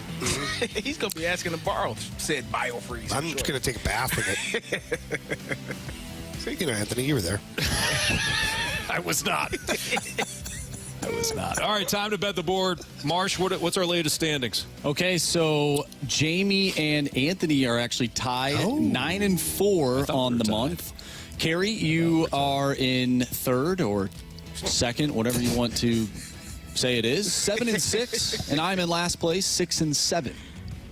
Marsh, I feel like you've been a little more reckless of late. Yeah. A little more reckless. I feel bad for Joe. I haven't really been all that great this month. You've been just kind of throwing reckless and very specific bets. Just throwing stuff out there left and right. My bets over the weekend? You did. Juan Soto went 4 for 4. I know. He already played, though, so I can't pick him today. I saw you looking at the Yankees game, and I'm like, why is he checking out the Yankees game? Just so you guys know, damn. the Cardinals game has started, too. It has. Yes. So if you were looking to make a Cardinals play, it is off the board. All right, well, it's not. Jamie. If you live bet, you can live bet. Oh, that's true. That's Remember right. that? We introduced the old live games. Yeah. Last week. Hang on there. Based on that, I might do something a little squirrely here, guys. Well, you have honors, Jamie. Yeah, so it'll take me 2 seconds, Anthony. Okay? No problem. Calm down. I didn't say please. I didn't say a word. Calm down. So Nolan Gorman, 0.5 total bases today, and it's still sitting at that right now as a live bet because he hasn't batted yet. But I'm going to go with the Astros over the A's. Okay. They are minus 146. It's probably a good play. Yep. I'm along the same lines. I'm going with the Dodgers at minus 126 over the Giants. Blake Snell has pitched well in his last start, but Dodgers own the Giants. So give me the Dodgers minus 126 on the money line. Oh, wow. Well, I was looking at... No, I've been picking these matchups. I like Marcell Ozuna, minus 1.5, or 1.5 hits, RBIs, runs. You've been playing those a lot. I enjoy it. It's a pretty good bet. It's a sound bet. It's a good bet, Anthony. You always sometimes when you say stuff like that, you remind me of Johnny Cochran. Actually, I'm going to change it. Give me Shohei Ohtani. Same. Okay. Yeah, same. He's a good hitter, Anthony. I don't know. He's a good hitter. We like the hitter. And he's innocent. Oh, boy. Oh, boy. He was innocent in a court of law. Yes. Well, Shohei wasn't accused of anything. No, he is innocent, too. I'm talking about the other guy. I was talking about Shohei. I definitely wasn't talking about the other guy. That guy was found liable, and he should have. Not guilty. Not guilty in a court of law. Court. Yeah. Civil court. Civil court. It's a little lax. That's always weird, though. It's lax. It's Civil lax. court, definitely liable. Yeah. Happens. And rightfully so, given them mountains of evidence. Well, you know what? Allegedly. You always have to say allegedly. You don't want to get sued, Anthony. I think we're all right. I think we're good now. Yeah. I don't think his estate's coming after us. Never know. I am going to go with the White Sox and Rangers to tie in the first inning at -130. Okay. And we have Erick Fedde on the mound for the White Sox going up against Michael Lorenzen. So if Erick Fedde does not get out of the first inning with no runs, I don't think the Cardinals should trade for him. So you're going that route. Okay. Yeah. And we know the White Sox aren't going to score in the first inning. They're terrible. Well, they're not great. Yeah, I'm sure they'll be up 3-0 in the first inning. All right, Marsh, what do we got for criticisms and compliments? All right, well, it is fitting that we have Grant back in the studio, and we have a text from Grant Francis Fan Club. Criticism: didn't do enough hockey talk today while you had Grant on. Yeah, I know there isn't much going on, so it's a minor complaint. All right, fair enough. But we are at the Centennial. We are literally at the rink right now. We talked about... And Carey literally had hockey trivia. I did. He did, yeah. And I won 1-0. Yeah, you did, buddy. Yeah, playoff game. Playoffs? We got a text from the 314. DJ Burley Biscuit in Marshy Marsh sounds like it could be a fun pregame at Ballpark Village. Burleson told Jim Hayes the story of his wannabe rap days. You guys should collaborate. We could. You all should. Absolutely. I'll sing the hook. We could get Carey in there as well. I feel like people forget that Carey was also in the industry. Yeah. Carey, that R&B coming at you. Oh, yeah. Yep. Oh, yeah. I like that. All right, let's get to our 3 stars of the day. We are going to have our 3rd star, moving boxes. Moving boxes. Yeah. Moving Marshy? out to the pasture. Moving out to the pasture. Yeah, the way Marsh described it. You have to go back and listen to Anthony completely disrespect Andrew Marsh's mom. I did not do that one bit. Let the listeners I judge. listened to what Marsh said, and I interpreted it the way I did. Dorothy Mantooth is a saint. I'm going to take her out for a seafood dinner and never call her back. Our 2nd star of the day goes to Carey Davis, the hockey coach. Oh, Yeah. Get out on the ice. Yes. And our first star of the day goes to David Runblad. Excellent. All right, we got instant replay coming up right now. We'll be back tomorrow at 2 o'clock. See ya.